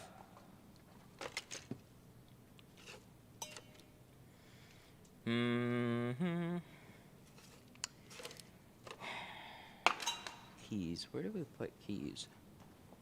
Do we put them in a hoodie? We probably have them in a hoodie. Ha! Not his keys, my keys. What do you charge for something like that? Depends. Depends on the film. So, it is a much more expensive one, but we are charging the same as if it was another RAM. So, you know, it varies. Windows are the same.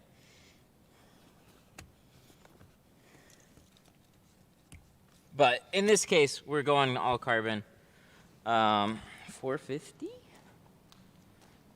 Did somebody math?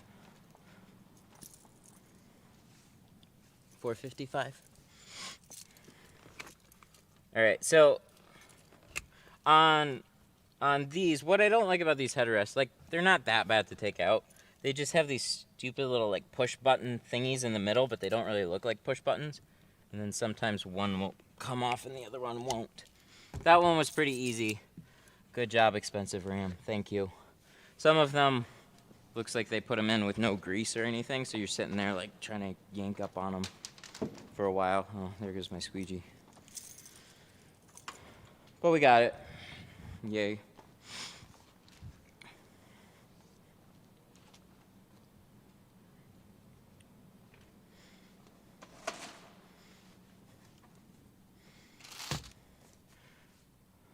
All right.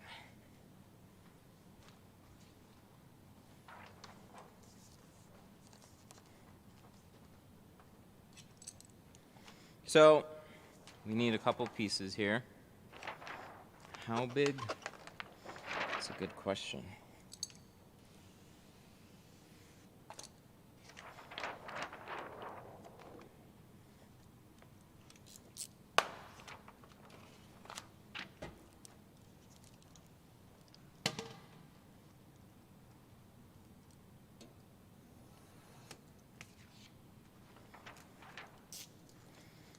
So next special thing about the RAM, 320 plus 160. You know, I mathed wrong.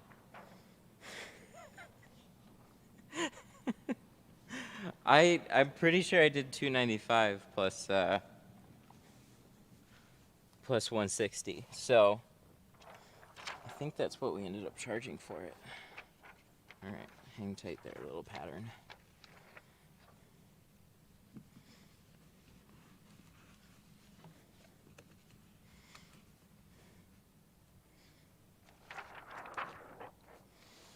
So these back windows, I don't know why they do this, but they do this. They make this nice border, and then they put this metal edge right against it. And some of them press really hard, and some of them don't press very hard at all. Most of them are kind of floating in this in-between. This one looks like it's pressing a little harder than most.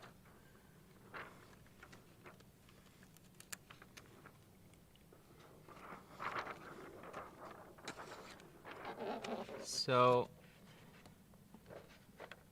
if you do a straight edge and you line it up here, there'll usually be a little gap. And I don't like that because it's the back window and it's dark. So we want to make sure this is as seamless as we can because you will see through that gap a little bit.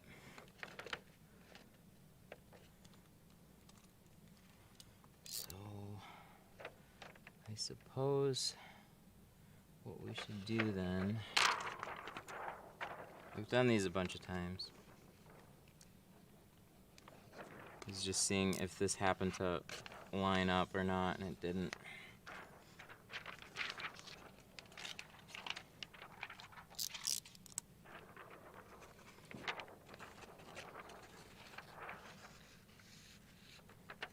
Alright, we're going to trim a little bit off.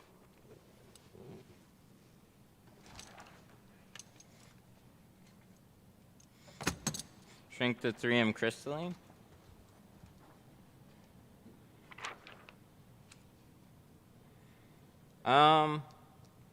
I've shrunk crystalline once and I did it wrong, and I haven't had the opportunity to really do it again outside of the film conference, but I didn't see a reason to carry it so much.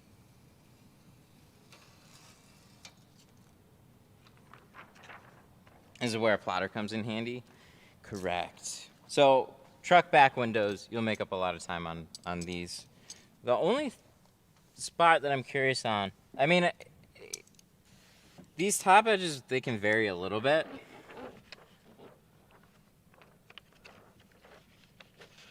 But you should be pretty good. Oh, we're like way too low. All right. So let's chop off this. Where can I buy a spray gun in Europe? I'm not sure. Sorry. Some of these are made by like American companies, and so they do offer international shipping. So you can just fork the ridiculous shipping fees. Oh, that actually works pretty good here, doesn't it? Dang. Alright. Here. Let's do this. Alright, I don't normally do it this way, but this top edge is actually lining up pretty well. So we're going to try it.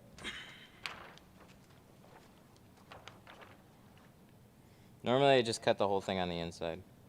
I'll peel it and cut it on the inside. But I think I can do this.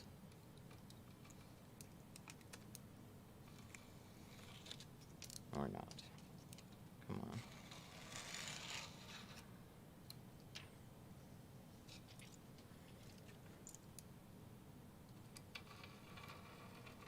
That is not a very smooth piece of glass there. Sweet! Now I can peel it, line most it up, and cut the sides.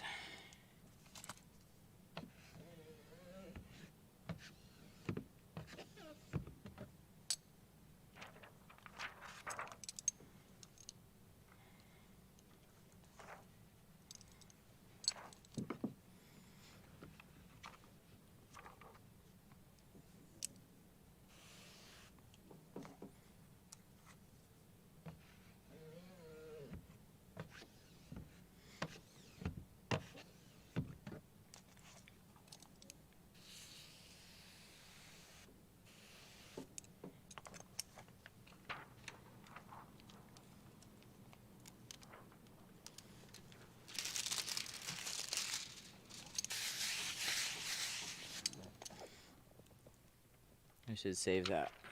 That way I know how high to make this. But we should. We're going to overlap this a little bit here. Overlap it there. Drop it down. And then get this tucked up here.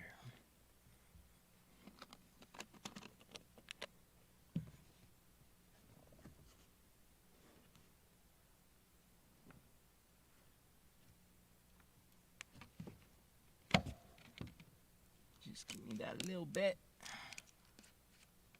Do all Chryslers have the BCM problem? No, but a lot of them do. Some will be on the passenger side, some will be on the driver's side. It's just really unfortunate. They just put them in weird places, so water runs to them, messes them up. Durangos, Challengers, Chargers. I think those are on the passenger side, and then the Rams are on the driver's side. Generally speaking, though, on those, if you keep everything pretty covered up on the dash, it'll be fine. I've just definitely ran into my fair share of BCM issues. Some people just take the stance to not do Chryslers because of that. Can't say I totally blame them. I almost took that stance with the Rams, and then I happened to be at a pretty decent shop that helped me kind of figure out where this thing was.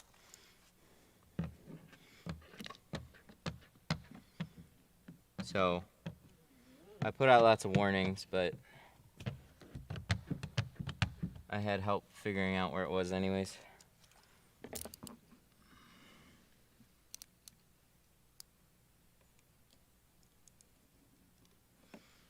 Runs down the pillars. Yeah, it definitely could. Pillars, my theory was like pillars slash speakers. Because there were people saying like, hey, I covered the dash, I used a rope, and I still had issues. So I'll jump down and slam a towel up along the wires and all along top of the BCM. So anything that's basically trailing to it is all covered. Hell yeah. Look at that. That looks good. Alright, we're going to take the liner. We're going to do the same thing with the other side. That way, it'll be easier to cut out the top and the bottom. We'll know how big we need to make it. Instead of just like jumping back and forth. I should just keep one of those around. I don't know why I don't. I just don't. Every truck's a new one.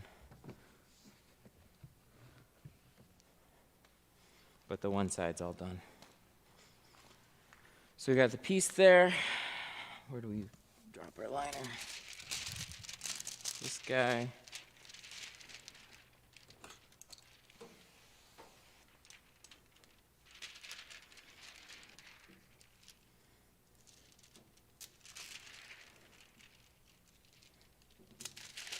Did I really cut that out not even? Ooh. I guess we'll save this for the... Oh, wait, no, it'll be fine. Right? Sure. Why not?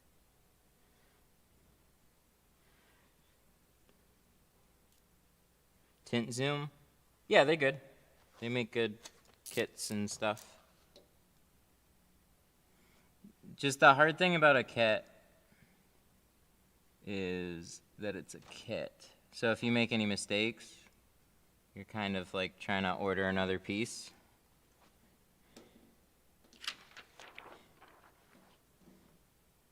But other than that, it's definitely worth a shot.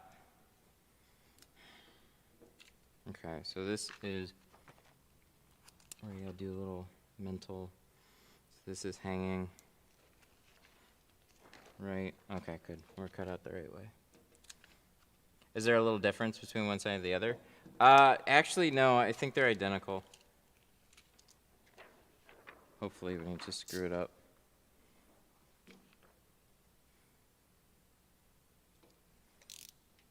But yeah, they're the same.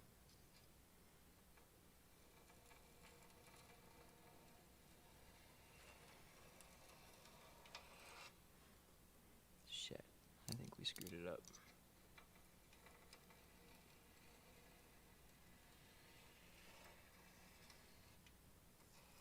Yeah, definitely.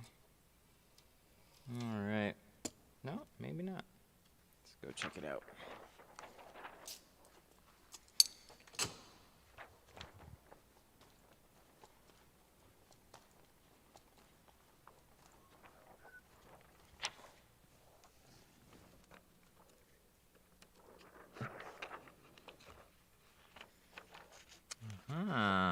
No, we're good.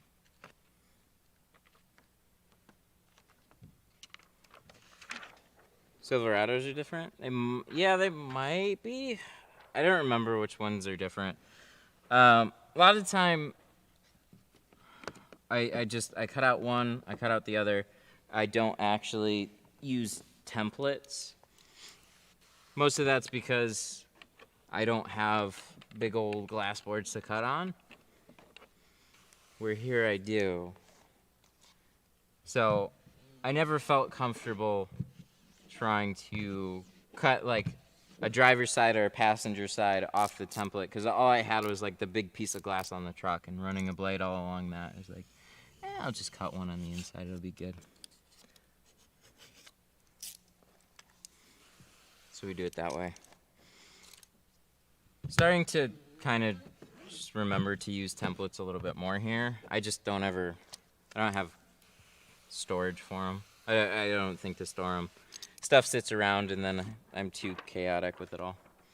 Just like, I gotta do that.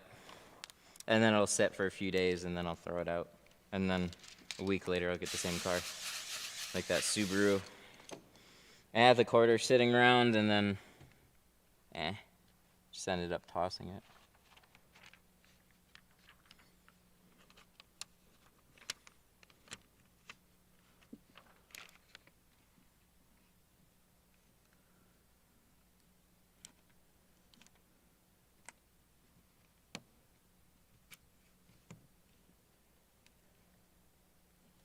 Woo.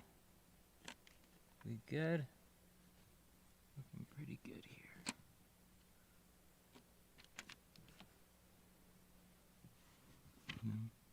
Nice.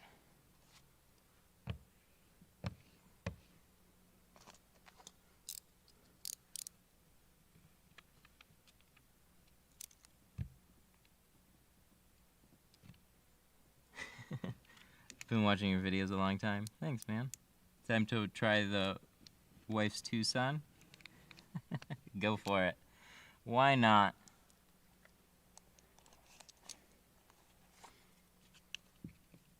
Even if you don't get it, you'll understand it way better than even just watching.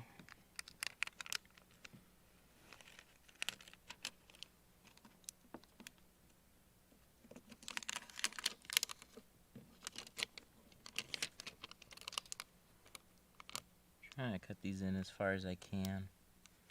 Another little nitpicky thing.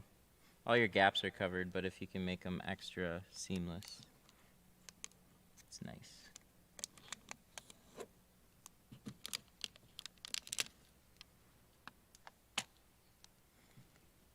So that goes for this.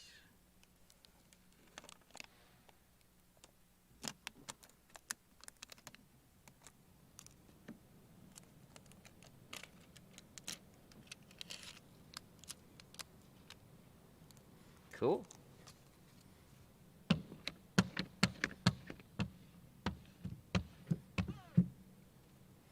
Shrinking and tucking are my only two concerns. Oh, you'll have more than that. Don't worry.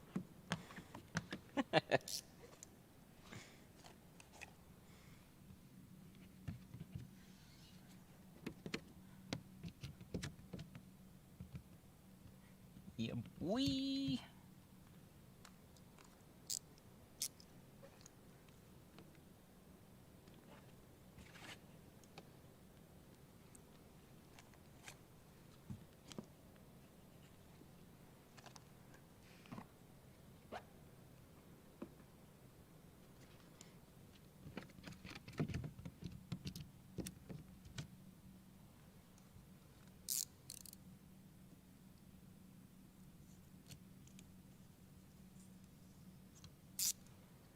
Alrighty. 2. Then we got the easier one.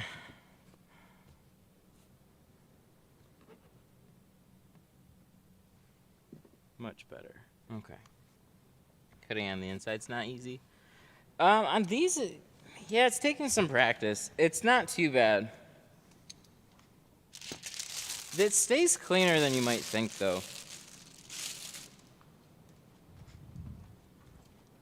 I do the same thing with like full-size solid back windows. Is Glass Aid basically a thick vinyl roll cut into thin rolls? Basically.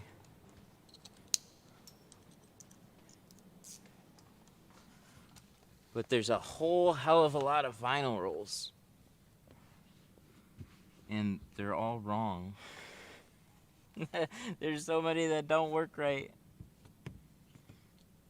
But yeah, if you break it down, it's basically what it is.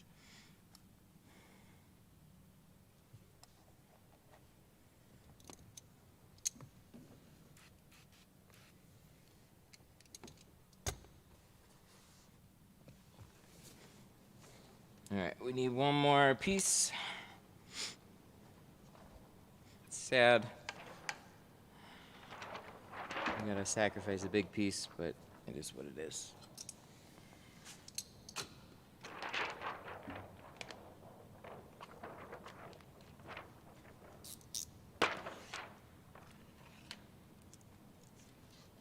So how tall? That's my only question. If we can figure out the height, it'd be really good. Maybe that.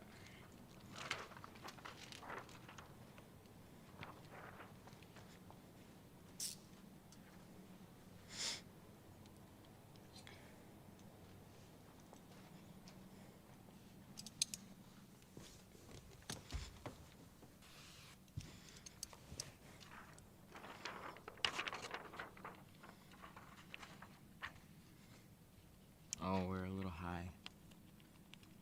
That's okay. Flip this guy around.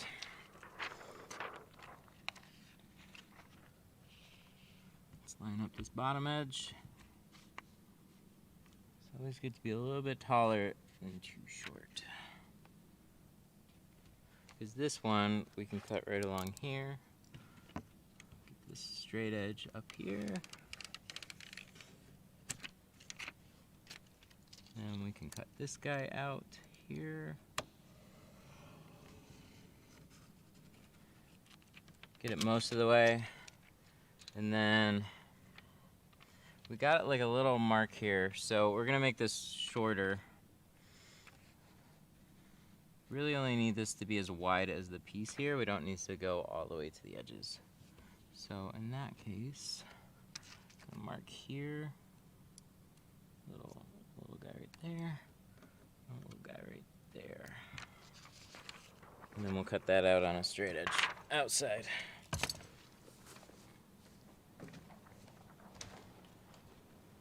One more time. One more straight edge. Where's my line? Right there. And then where's my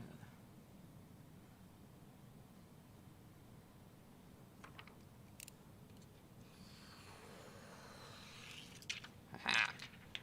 Got it. That little guy, wouldn't worry about that little guy.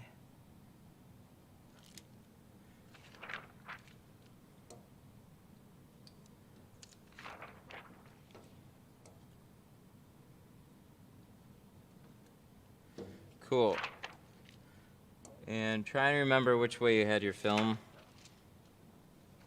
oriented, because if you flip it upside down, sometimes they'll line up, sometimes they won't, but it looks the same until you do.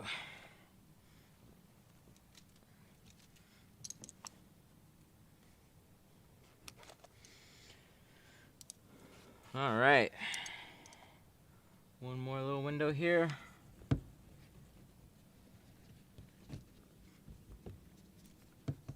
We're gonna knock out, and we're gonna do this back, or windshield. Should be good to go.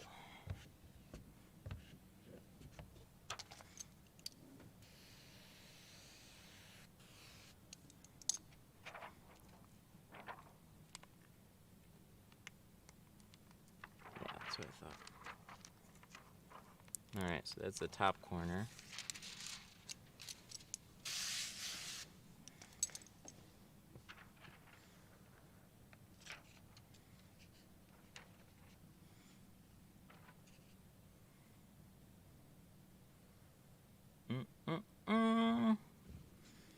spicy. It looks good. Nice little overlap on both sides. Looks factory. I like it. 20%, yep. 20 over 20, 5 on the front. We're going for the darkest recommended appearance that I'll do.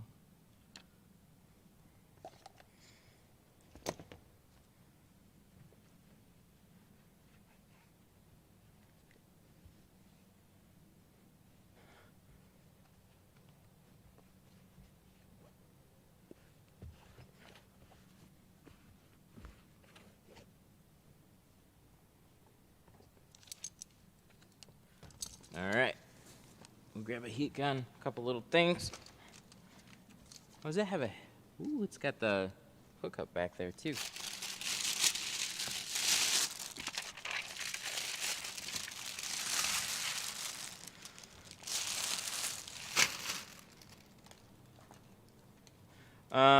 Only tape I found that come close to Glass Aid is Tessa 10 mil.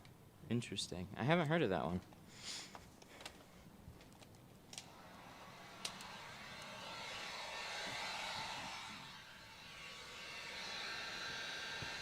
Yeah, just there's no there's no like 10 mil tape that's cut down to a 1/4 inch. It just doesn't exist.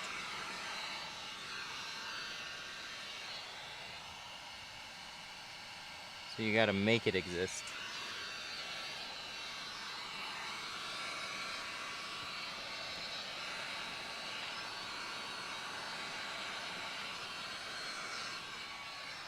Woo! This is nice. I like it. Is this gonna reach all the way around? I don't know.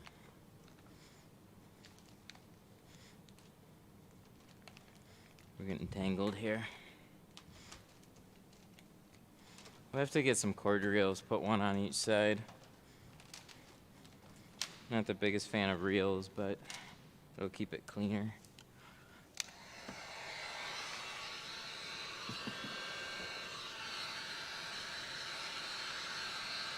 I like this too, because we went like all the way over. A lot of times I'll stop. I'll go to this edge and stop, and as long as you make it look clean, it's okay. Like there's no reason not to. There's just sometimes that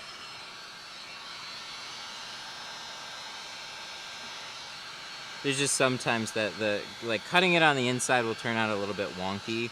So if you go farther over, you know, so if it's plotted, it'll look good. As long as it covers your gaps, you'll be great.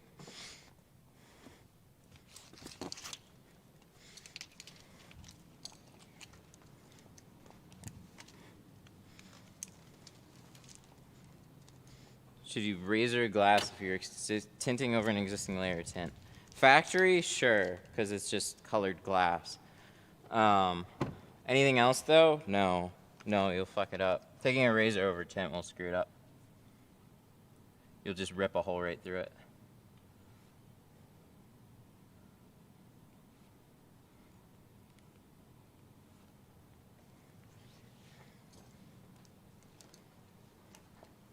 Canon. Are you going to pursue a patent? Probably not. Not anytime soon.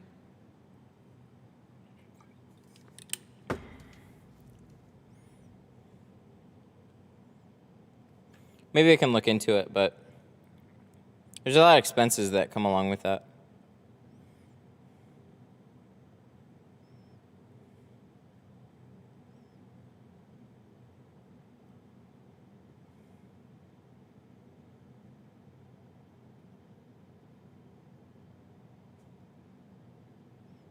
Sorry, 1 second. Okay, we're gonna get to this windshield now. Just need a quick break here. You should look into it. Will do. Yeah, I don't know. I haven't been busy with everything else.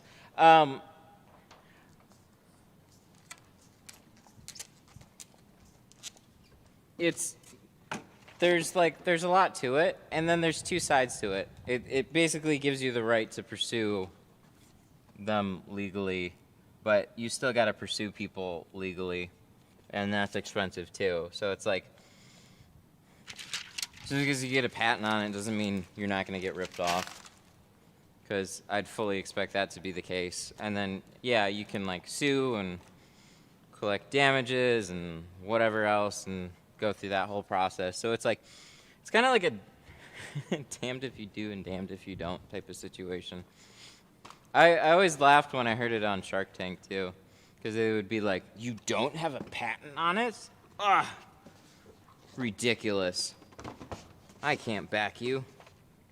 I'm out. No patent. And then somebody would have a patent, and they'd be like, yeah, it's fully patented. And they're like, well, that's good, but pursuing that is very expensive. It's like, what do you guys want?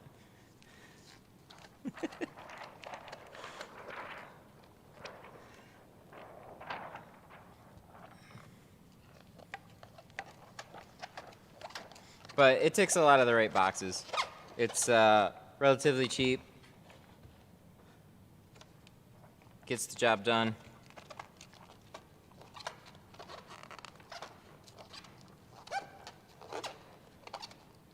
It's like, if there was a competitor, it's all about like, how are they going to bring it to market in any sort of meaningful way that's going to compete.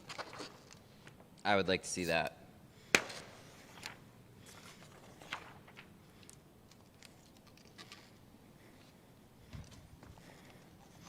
Pursue it. You got more mouths to feed. That is true. But I'd be really scared if my whole income depended on a product. Well, I mean, you could say it depends on tinting, but if I like had my own window film, I'd be a little nervous.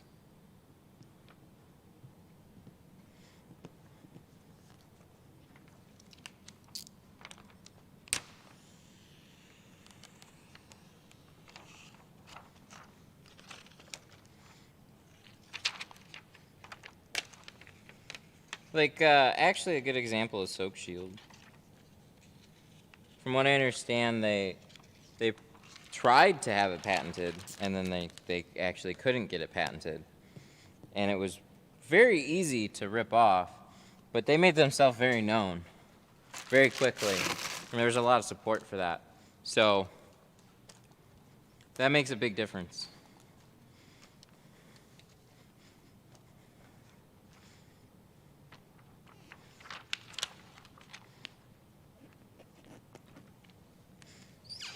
Ooh, this is gonna look good.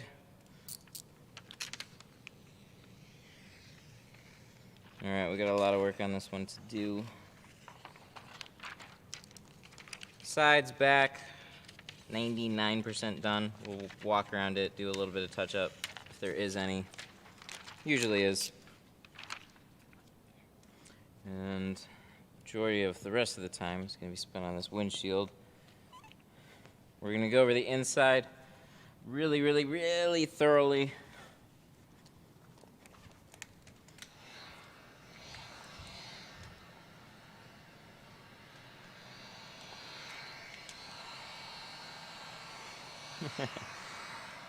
Being a patent attorney makes the real money from stealing patents.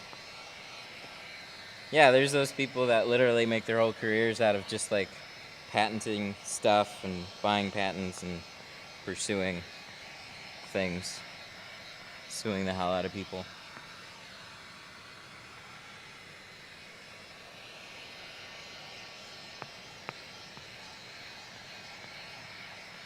So like, I mean, good example is I saw, like, there's these tri-edges that I saw on Amazon, and it's technically not a tri-edge. It's made in China,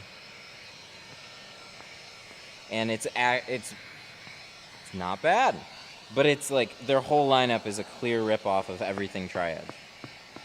Everything that they had was a clear ripoff, including the reach.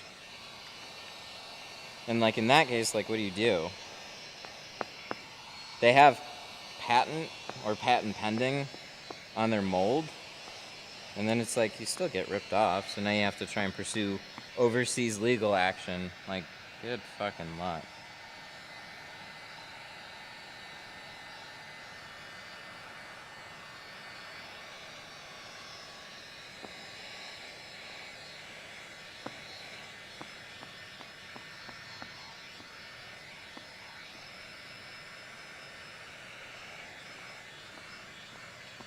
Why is it that when I heat shrink, the finger pops right back up? It's because you're being too gentle with it. You gotta get the heat a little closer, and you gotta shrink it like you mean it. Just putting some heat on it's not gonna be enough. You gotta like see it go down. So like doing this, pressing it down, doing this, pressing it down, doing this, pressing it down. Chances are you're being timid about it. You just kind of got to get that heat, and you're going to see it start going sideways, and once it goes sideways and lays down, it's not coming back up. And then if you press the film down and something pops back up, you haven't shrunk far enough. So it's really, the fingers are telling you that that area has not been shrunk, is really what that's doing. So get your heat gun, put the heat up all the way. Shrink it. And you'll watch it all start to go down evenly.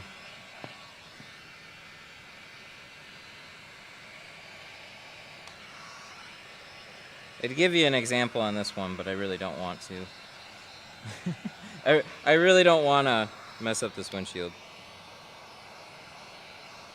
Still struggling with back windows? Yeah, that's normal. You got doors and you got back windows. Those are like your two main window types, and they all have their own little challenges. Shrinking's really the hardest thing to learn about back windows. And then hand cutting, like,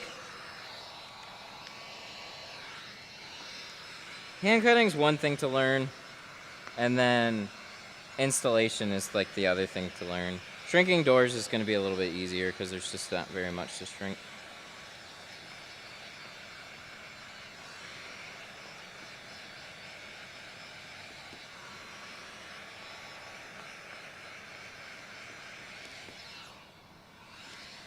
You know, there was actually something that might really help you out. Is really, like, it's just from watching new people learning how to shrink. Most people are way more cautious, and I totally get it. You don't want to make that mistake,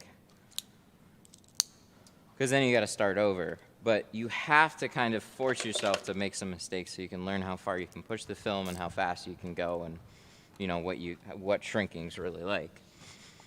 So there was a class in Chicago that I helped do. Maybe it's the tint, because I practiced with the $10 Gila. I'd have to watch my video again to remember if it shrunk okay. I don't think shrinking on that film was that bad, but definitely a little rubbery. But a lot of the time it's not. It's really, the tint can be part of it, but it's more just you're new. But there was, so at this class, a really cool idea that they had was a shrinking competition. And we had brand new people go toe-to-toe for a roll of film on a back window. So one person would shrink one half, one person would shrink the other half. And it was just like, it was in brackets, whoever could out-shrink the other person. Well, it really just got people to push themselves way harder than they would have any other way. It was super cool to see. Like, they can visually see the other person, like, oh shit, I gotta catch up. I either lose or I risk burning the film a little harder and I push this and I catch up. And that's what you would see. It's like the risk was losing out on a whole roll of film. So then they just pushed themselves and they didn't care about the film anymore. That was super cool. That helped a lot of people. So if you set like a stopwatch on yourself and force yourself, like, this is meant for speed and learning, and just kind of, give yourself a quick defined time to try and shrink a window and you'll do better.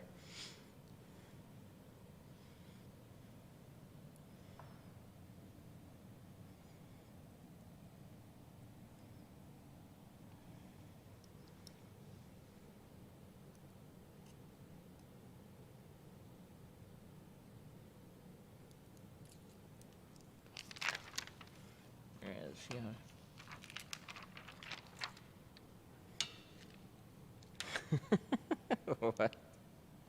Have you thought about attaching this shop to a restaurant for extra customers? No.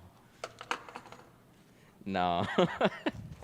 It sounds more beneficial for me than anything. Like, oh shit, now I got food next door? This is great.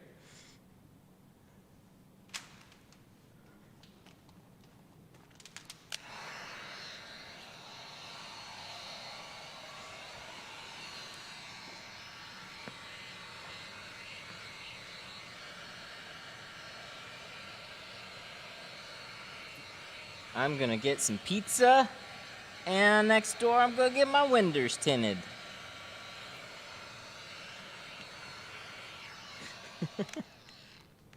Pizza 30 minutes, window tint 3 hours. Aw, shit. Better be a fancy ass restaurant here along the back side of a building.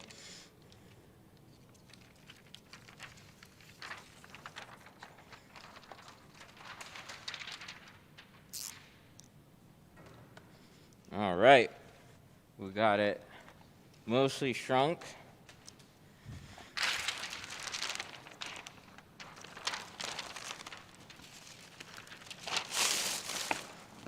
I worked at one shop that was parking lot away from a Starbucks. That was pretty awesome. Then you just walk over. Most of them were like really kitty corner to Tim Hortons though. That always made me sad. Tim's was okay. Like, Tim's was pretty good for a while, and then it got bought out and it fell downhill real quick.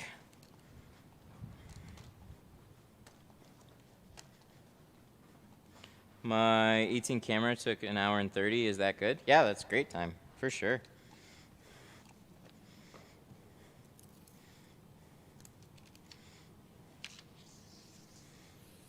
Yeah, I always say shoot for, if you're gonna tint a lot in a day, you're gonna wanna be about 2 hours and under. Over 2 hours, you're still okay. Like here, you see me take plenty of time over 2 hours while we're streaming. You gotta charge accordingly.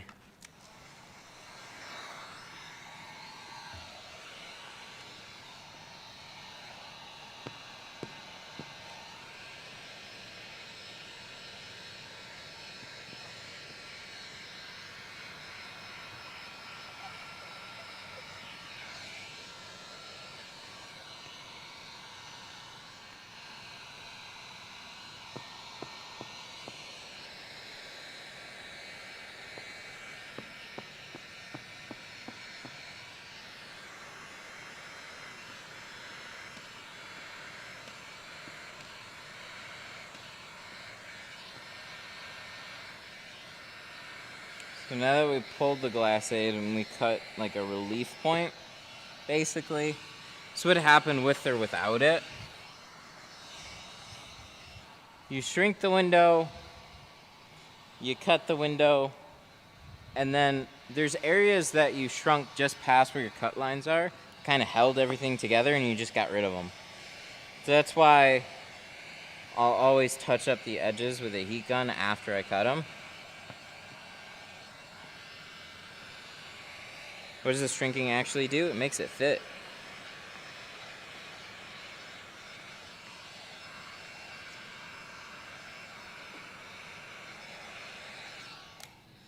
We gotta fit that curve. All right, now here goes the real fun. Rope, towel, extra little towels for these speaker grills, and then we shoved a couple up under for the BCM. This is where things get fun. So, water likes to run and hit that BCM, so I'm pretty sure here, speaker grills could be through the vents, could be a number of things. This is different too. You have a nice suede dealy up here. So we're gonna put a bigger towel over the whole thing anyways, but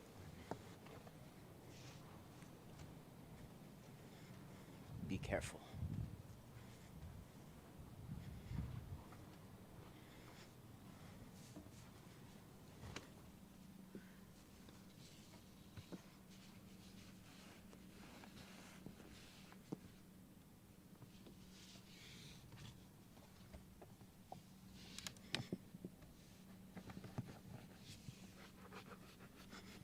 So I've taken quite a few of these mirrors off too. In this case, I'm gonna leave it on. It's got that camera sensor stuff. The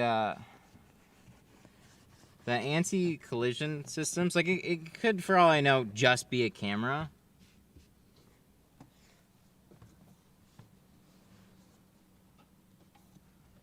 Like, it would probably come off fine. Whatever they're putting here, be a little concerned. They're starting to put them on a lot of different types of systems, and they're calibrated differently too. I've seen a handful of windshield recalibrations lately.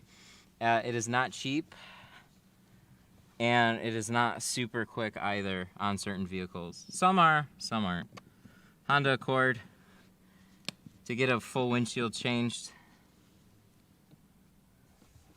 and recalibrated, was the recalibration was $350. The windshield change, like altogether, was like $800 basically. 360 camera, hopefully that's all it is. If that's the case, great. I'm still not going to screw with it. They're just starting to put a ton of anti-collision systems and stuff up here now.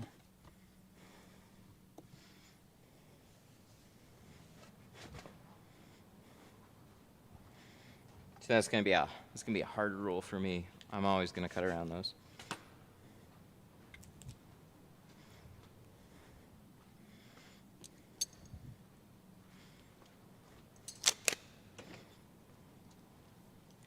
All right, so we're gonna scrape it.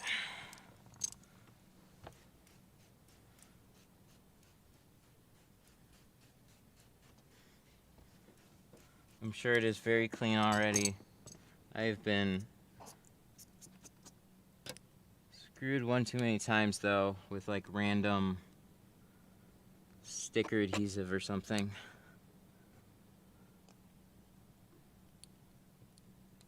Ooh, I'm hitting something.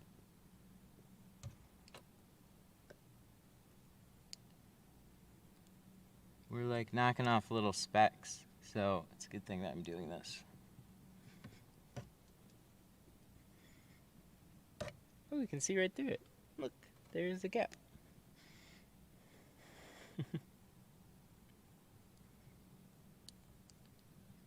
Yeah, little black speckles. They're coming off though. I don't know if it's just like carbon residue from it getting manufactured. I've had some that just, they don't want to come off.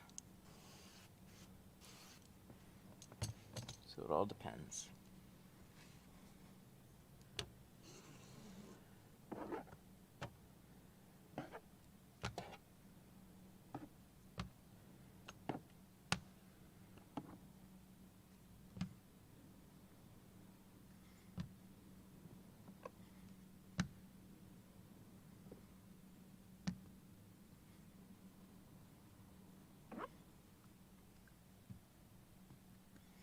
Hop on over to the other side. Oh, windshields are so much fun. Back and forth, back and forth, back and forth. And we need a new hand.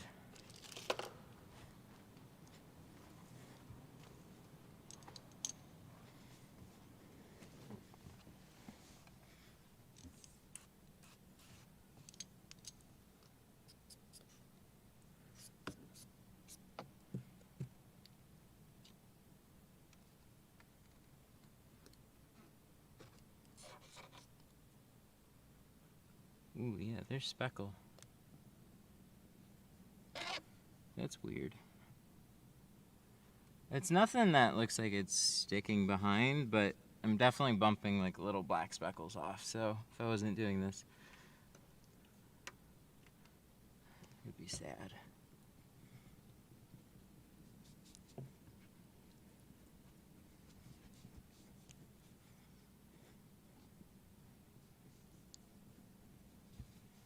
Okay.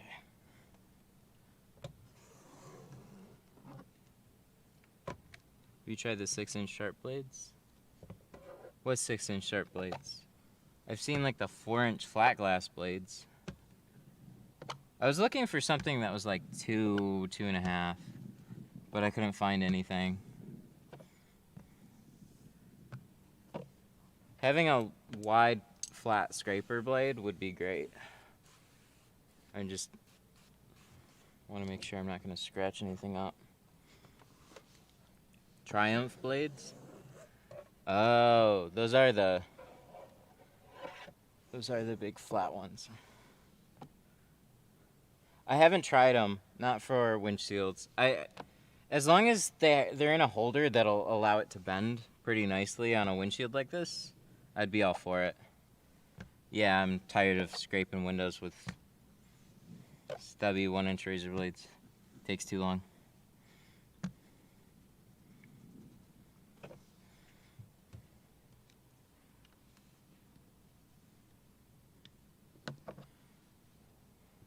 Oh, putting them in the side swipe. Yeah, I saw that.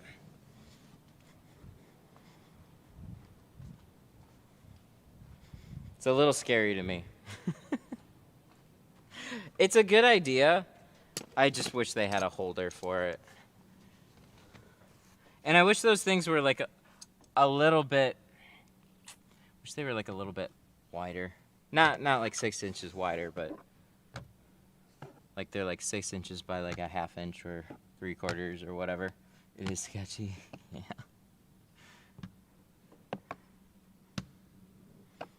Yeah, it's a cool idea. There needs to be like a nice loose holder for it that kind of bends with the glass or something like that, or the blade will bend with the glass.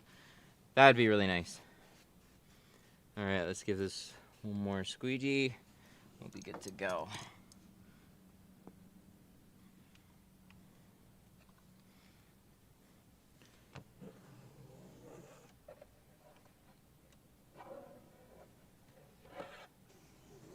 You know what I should do?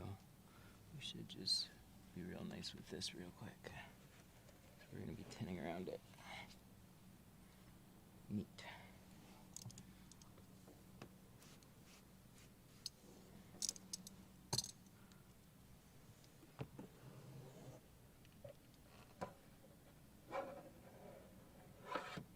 Like your work? Thank you. I try.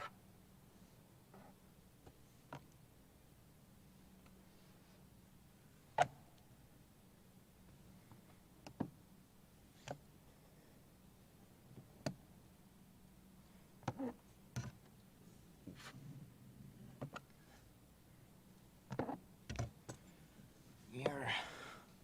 You need to get rid of the mirror. So a lot of these mirrors will be like a twist-off mirror. They still have decent housings around them, but they're a little bit skinnier than this. This one has the big like, wah. And I don't think I've tried to remove one of these yet.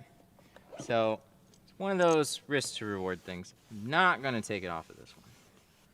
Would it be okay? Probably, but For all I know, there's something special about it because this is fully loaded. We're gonna let it chill.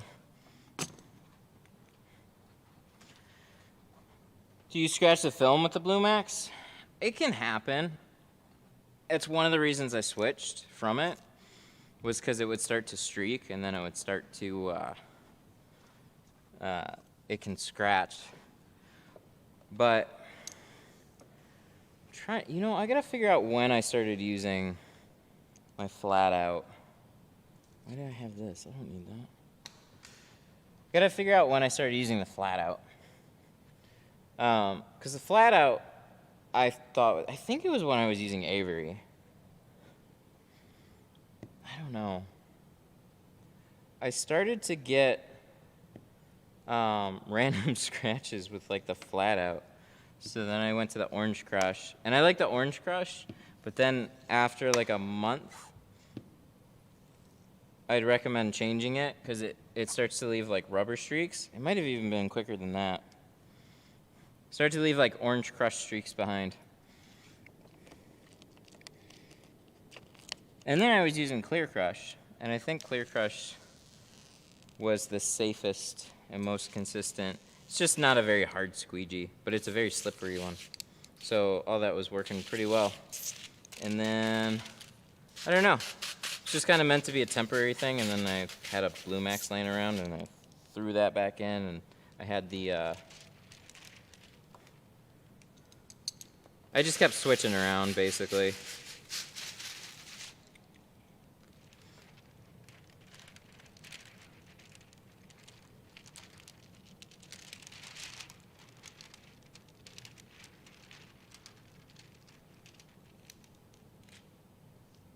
Yeah, the Blue Max hasn't been scratching this film, surprisingly. It's been really good. It just starts to leave streaks behind. I'm actually a little surprised. Like, I had a couple of scratches with the, flat out when I switched back to it. And I don't really know why that happened. And then I didn't have it with the Blue Max, so we were just using that.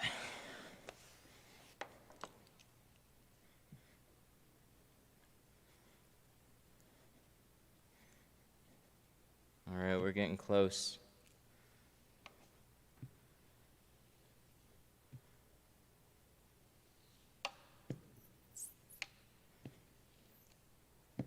One more pull. We're gonna be installing this. Cross your fingers. This will be a fun one. Dang it.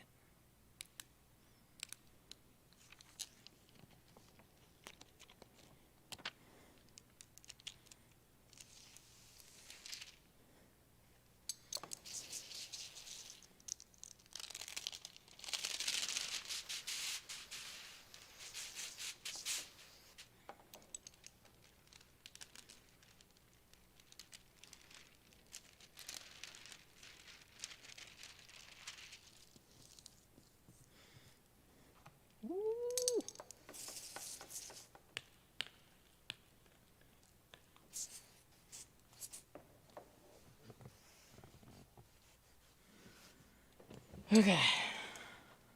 No pressure. $90,000 truck. Carbon windshield. Potential BCM issues. Potential dirt, creases. Anything else? No pressure. Let's go.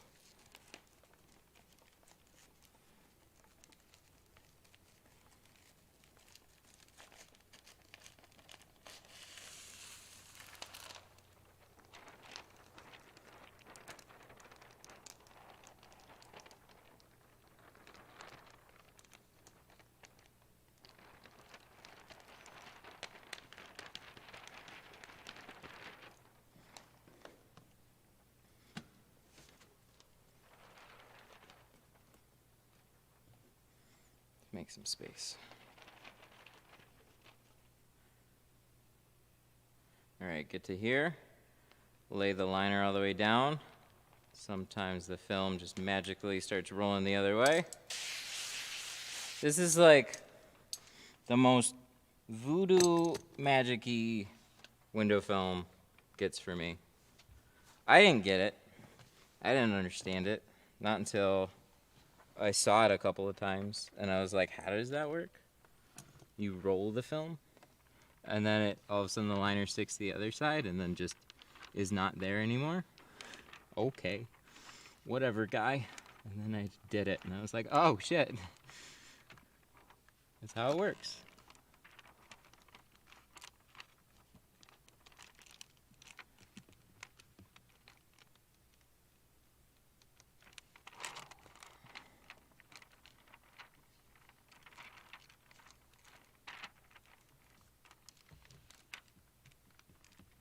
It's a big old stretch.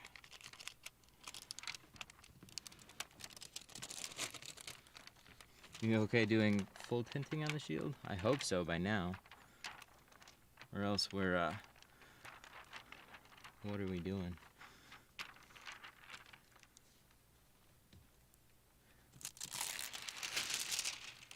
Good.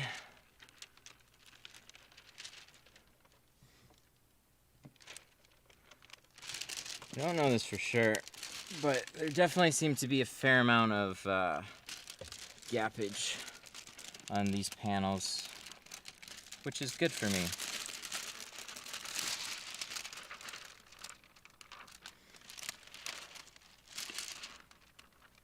Making sure we get below this is the next thing.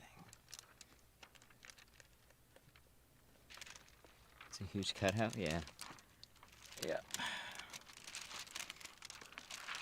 Makes it like a little more challenging with the way that it is, but also,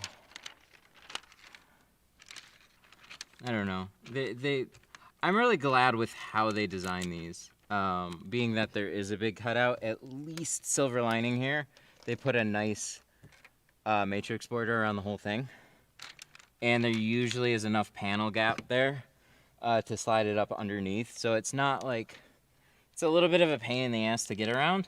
But once you do, it's not like an Audi cutout. It's just way more accessible.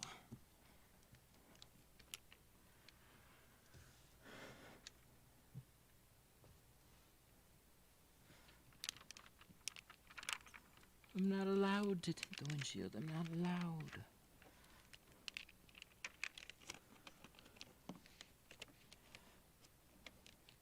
Depends on the consequences. Here in the state of Michigan, it can be legal with a doctor's note. It's up to them. There's lots of, like, such a weird area, because lots of aftermarket products are sold for cars and in auto shops, or like auto parts stores. And they're all like, put this on your car, and then they put this little like asterisk warning on there that says may be illegal in some states. It's like, yeah, okay. Like underbody kit, every state. Windows, every state has laws. This, every state has laws against it. So they're like, well, it's for showroom use. So that's kind of where window tinting sits. And then you get police officers. And then they'll tint it any which way, usually darker.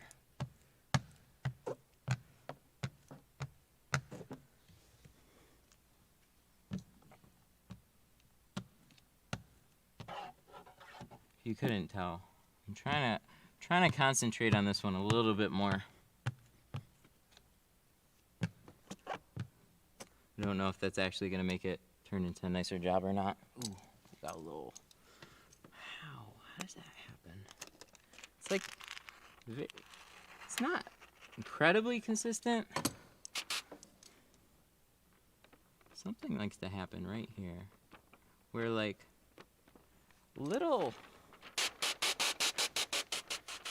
a little like eyelash sized hair will like end up there.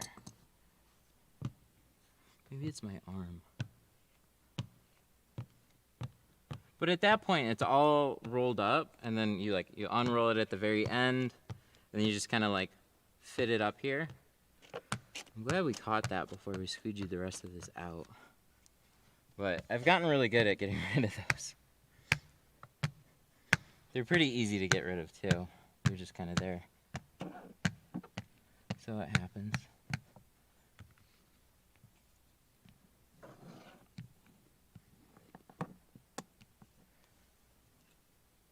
On this one, I'm pretty sure we're gonna have to take our knife and trim along here just a little bit. Rams can be a little sloppy with the way that the windshields are installed, so looks like all the urethane is past the borders, but sometimes it gets a little close to the edges, so if your tint overlaps that, you can just cut it off basically exactly on it. Just kind of fold it this way instead of bunched up against it.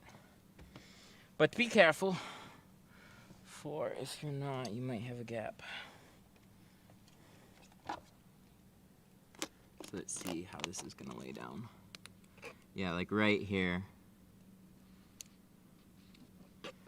Would have thought it's aftermarket. But see, this good part of this will tuck like way in, and then when you get to like right here, it's like you're hard pressed up against something. Don't understand why, but it's just past the border.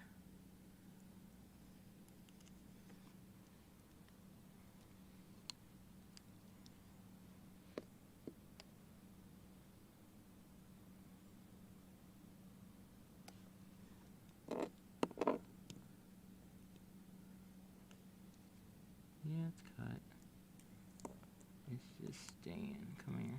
Come on.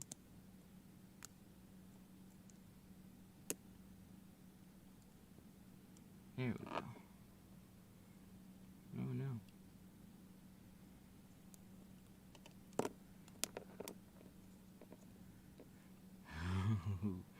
If you don't have a soak rope, maybe we didn't cut through all the way. If you don't have a soak rope with pressing a towel, yeah.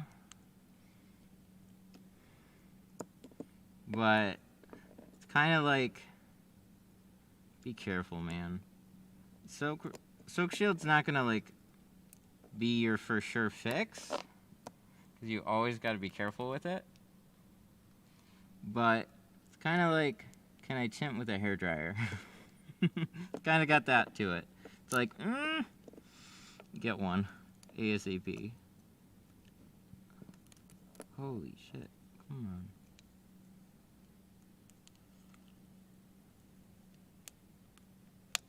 We must just be like, weird.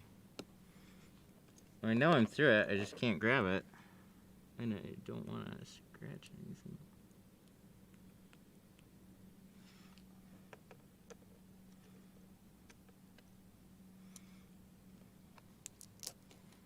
There we go. Oh my god. That was weird. Must have just been so stuck there.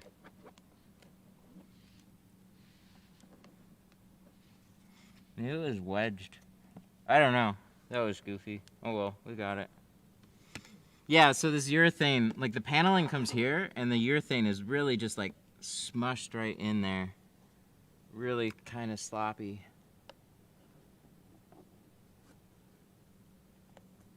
But it's like just on that border. You'd never notice it unless you get like that stupid close to it. So careful on those cuts, because can't really like plan for them. I mean, you can cut it really tight, but even then, if they butt that close up, it's kind of like, it's better to just kind of overlap it a little bit and seam it off on the inside, because then your pattern's exactly where it needs to be.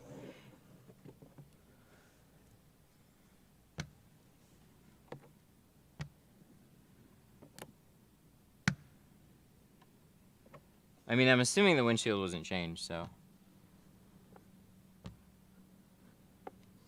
It says Mopar, so this car was may have been in a slight accident before it got here. Sad.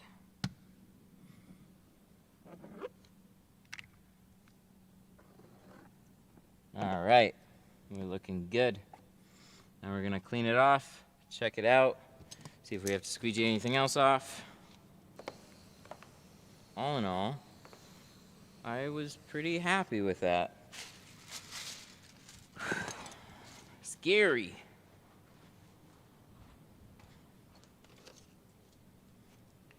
You know, redoing the door, that's one thing. Redoing a full windshield, ooh. Ooh, on a vehicle like this, ooh. Less water, more better.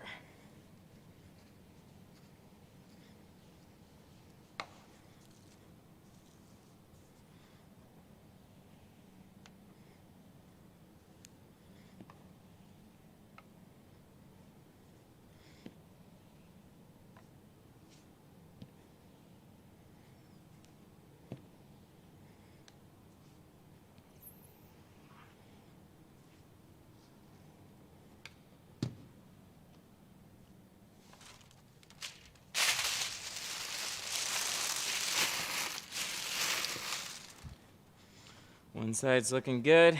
Let's check out the driver's side.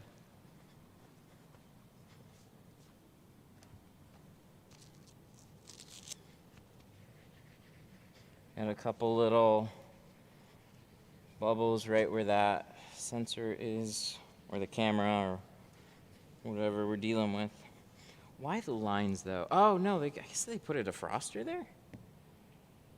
For like the winter time? I guess that would make sense. Defrost the camera in case it gets all fogged up and cold there. I guess that makes sense. Makes it look like it's something else entirely.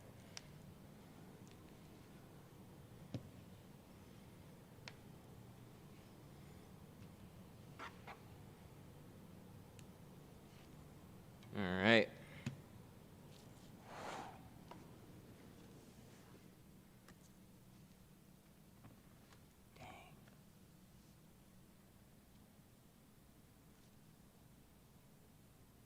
Looking good.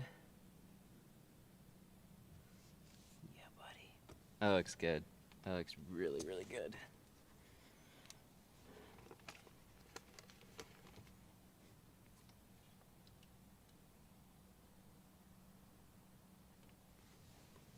Very happy with this one. Woo! All right, cool.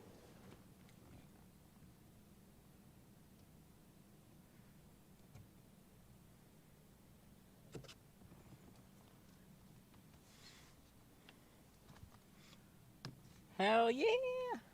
I think we're good. Oh, what is that? No, hang on. We got one little guy right here. We can take care of that. Spoke too soon. Just a little bit. So we gotta be careful about water here.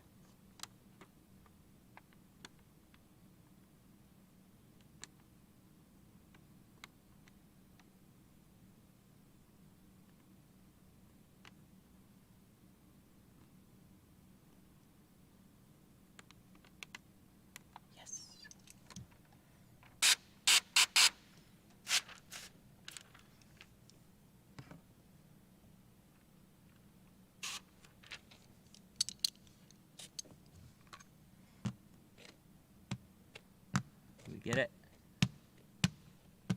Ooh, baby. Yeah. That's what we like.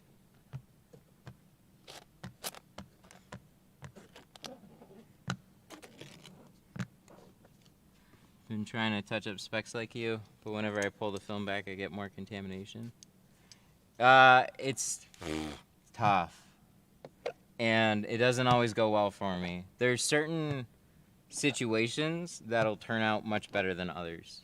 So in this case, it's a very clean truck and we're going right on the side.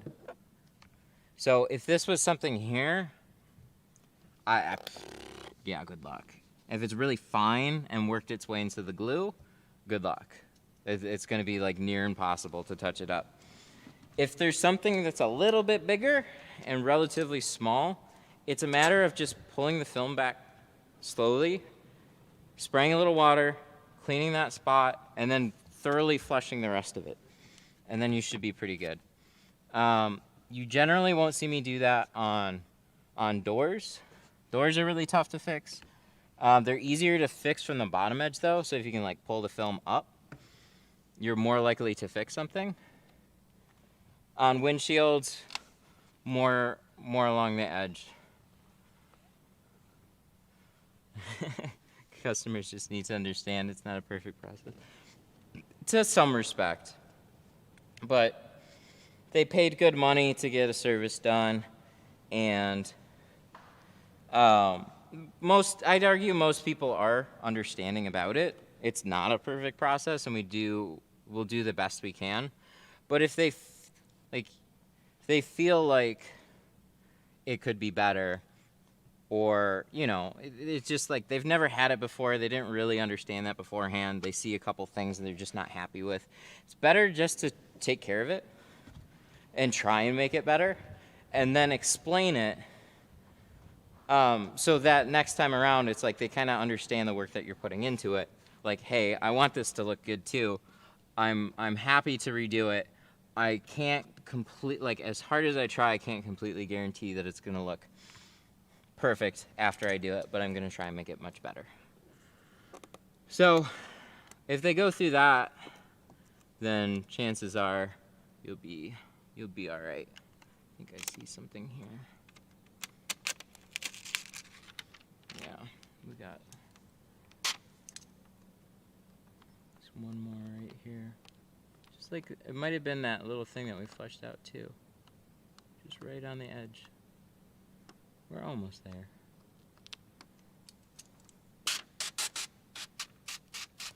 And then we can yank off our extra little side piece there.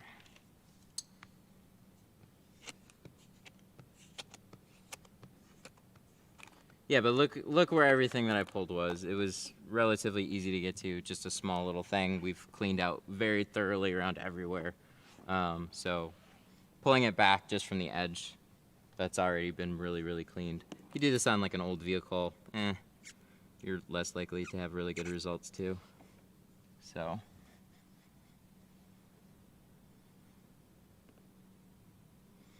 Oh my God. Alright, sorry. From where I cut, because this urethane really is pretty jacked up.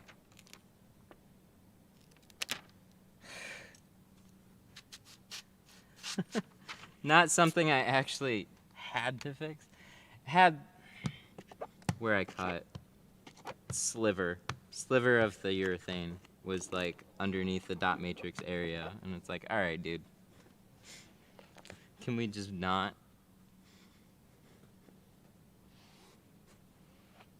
It's all good. That's what we aim for, though. Perfection.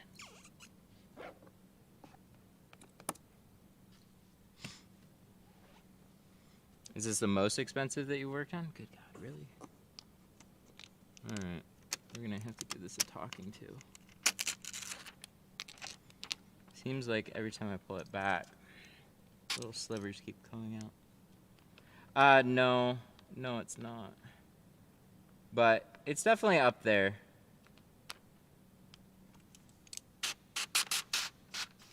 I think it's the most expensive vehicle that we've had in the shop thus far.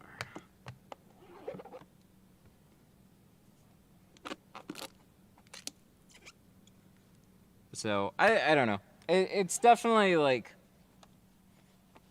it's extra clean. You just want to put that much extra work into it because they care that much more. You know what I mean?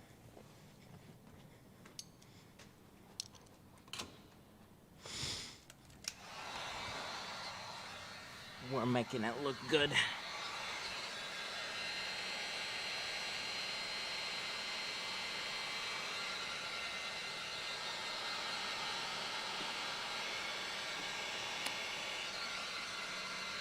right, perfect. Much better. We had a couple of little slivers leaking out. Those have been taken care of.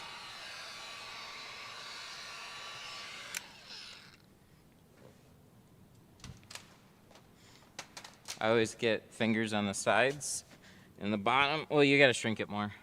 That's all it's telling you. You gotta shrink your windows more.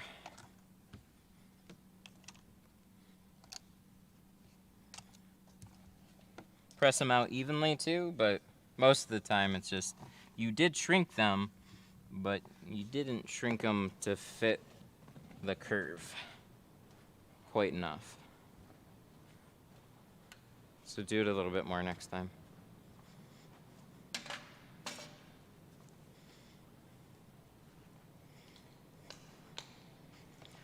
Okay.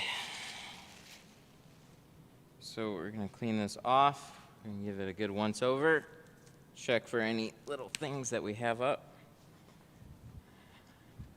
Then give it the old seal of approval. Where is my glass cleaner? Ooh, what happened to you?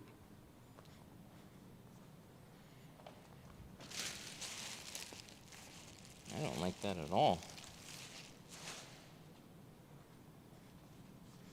There's my glass cleaner.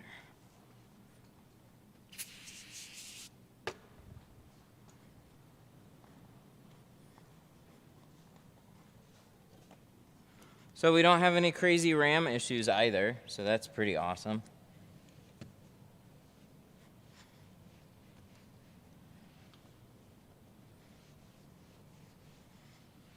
So it looks like we did everything safely, and we'll be okay. You know, I actually do have to start it. That's no meme there. Totally forgot about this. It's not an excuse to hear it. It's literally to make sure that everything is okay on the dash, like no check engine lights and stuff like that. That's okay. No revs though. Just start it up.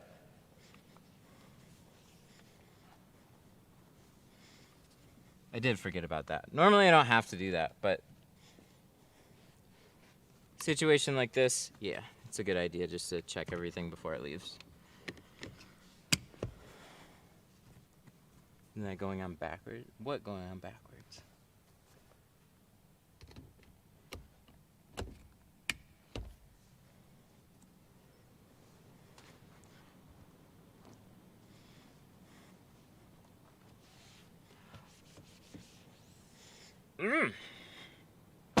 Dang, dude.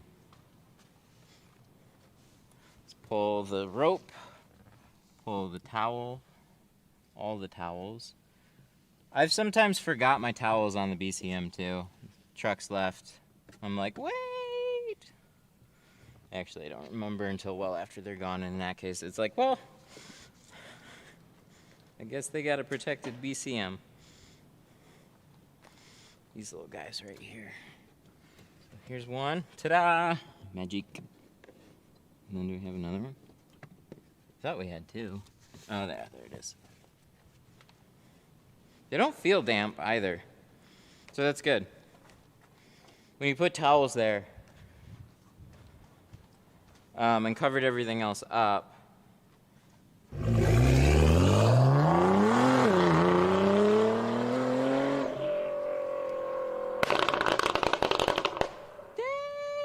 Gerson Hernandez super Aw, chatted what a nice super chat. $9.99. So, you are on the those, reason I started tinting and started a those mobile tint BCMs, business. though, I spend I mean, hours I was watching just your saying, videos for if you tips and it feel helped. water on those towels, I mean, they were there for a good reason for sure. But you extra know if you sprayed water or didn't cover up exactly what you needed to. Gerson or Gearson, how do you say that? Thank you for the 10. I really appreciate that. You are the reason I started tinting and started a mobile tint business. I spent hours watching your videos for tips. It helped. That's awesome. Glad to hear it, man. Congrats on the business. That's super cool. Oh, coffee. Thank you so much for the 10. That's kick-ass. I love seeing people start their own things. That's one reason I really like this channel the way that it is.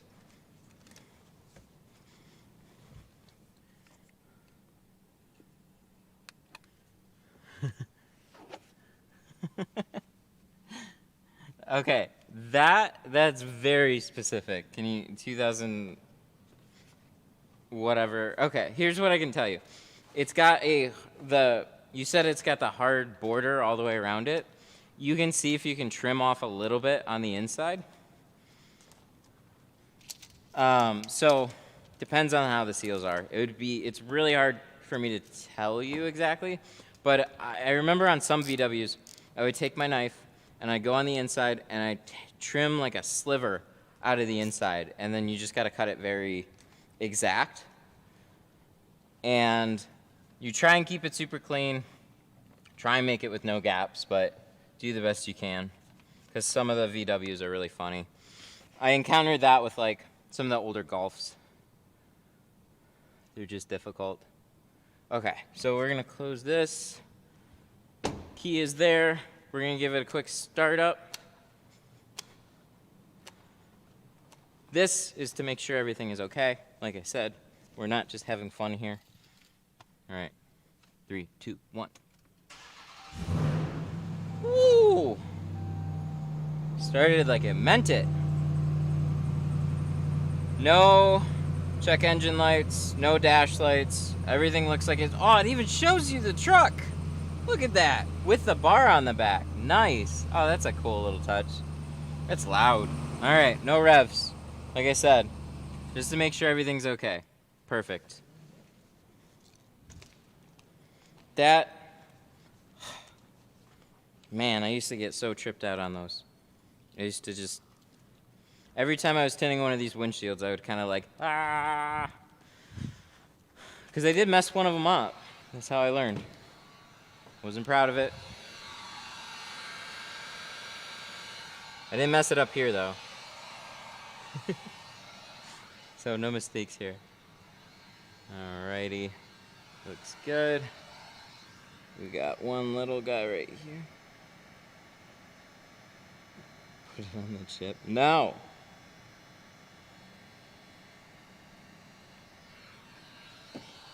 As much as, come on, just a little bit.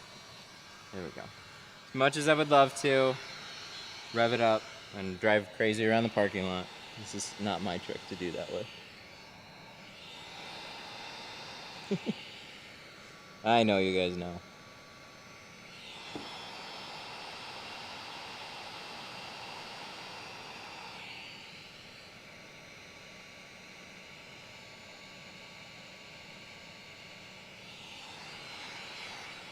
Nice job, I killed it. No pun. I didn't kill it.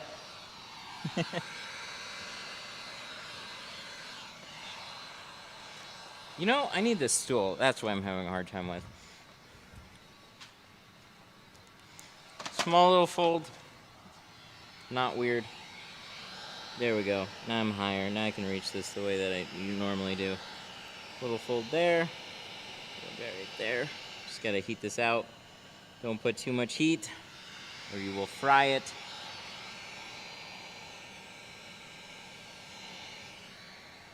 I don't know, do we talk about touch-ups very often here? I think a little bit.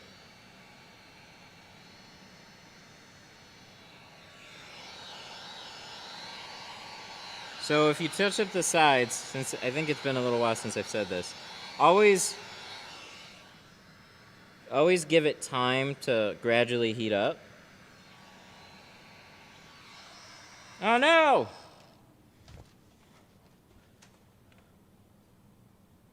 Uno. No, camera 1. Camera 1. Really? Wow, they're being dumb. Okay. I don't know. Alright, well, GoPro died.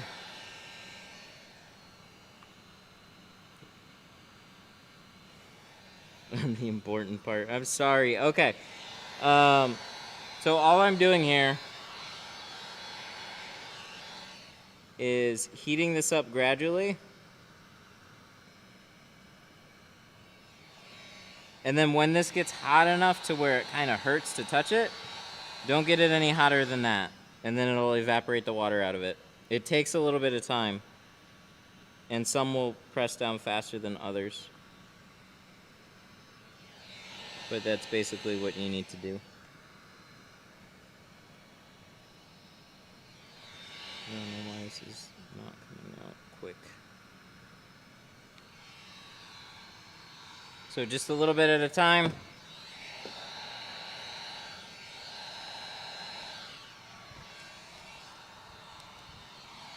Yeah, sorry, I don't know. I didn't even look at the GoPro yet. It's right at the end. Sad.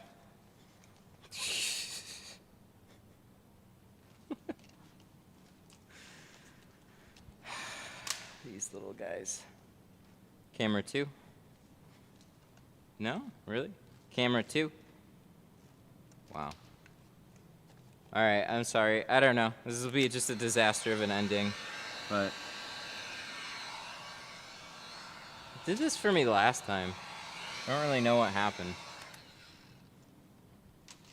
It just ran for like 4 hours. And then... Oh, this died. Really? Oh. Okay, well I guess I do know what happened. Sorry. I guess 3 hours 30 and then this battery dies on me. Okay, well we know.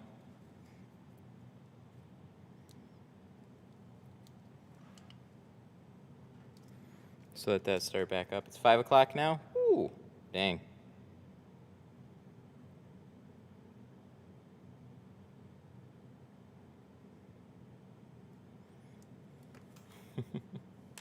Thank you. Don't be sorry, we know how the tech part is. I appreciate it. Some people understand.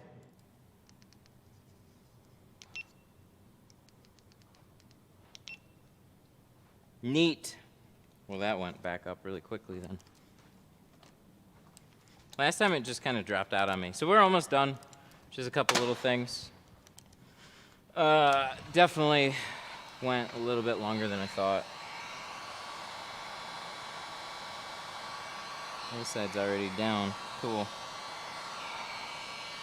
Make sure sides are all touched up. This one had a little bit longer to dry. Oh wait, no it didn't. Sorry, I'm thinking about the back.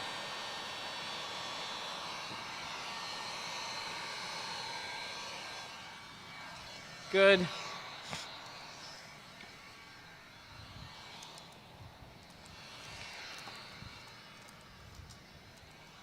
And should be good.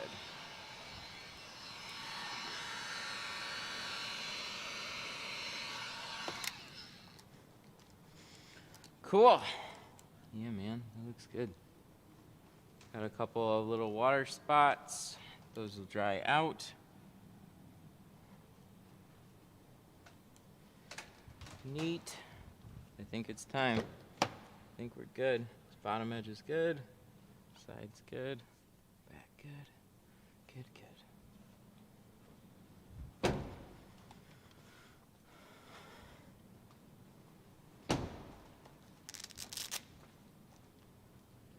And then this goes back in pouch. Sweet! Wonder why my voice thing's not working. Canon. Oh, worse for that. Camera 1. I guess those are broken. Okay, well, so that's it.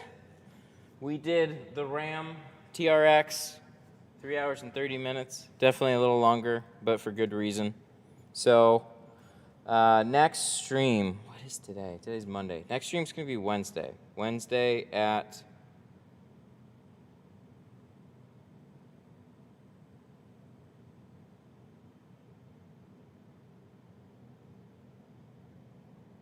that's weird. Oh,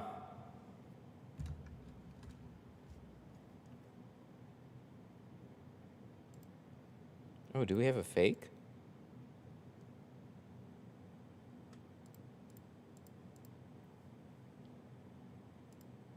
Huh. How do we go to this dude's channel?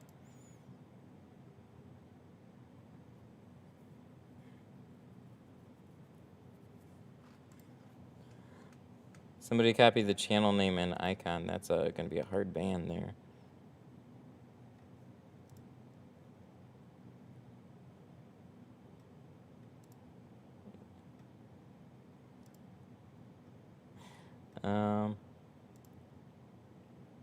All right, there we go. Sorry, it's a hard ban. Bye. Anybody that wants to like impersonate the channel, this is gonna be a quick hard ban. Tint Studio is hidden by Tint Studio.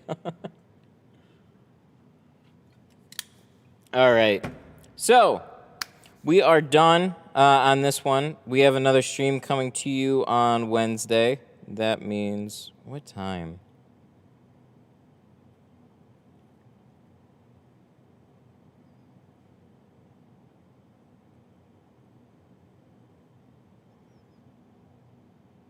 $10 a.m.? Oh, we got 10 a.m. I think we have a...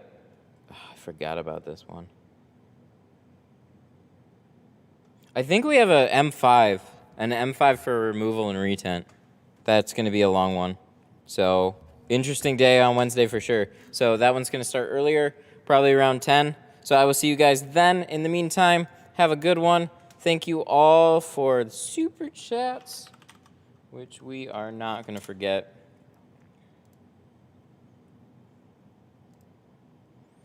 Dun, dun, dun, dun, dun, dun, dun. 1 second here. Let me pull those up, because YouTube doesn't like to make that easy. Wow. Stream Elements doesn't want to make that easy either.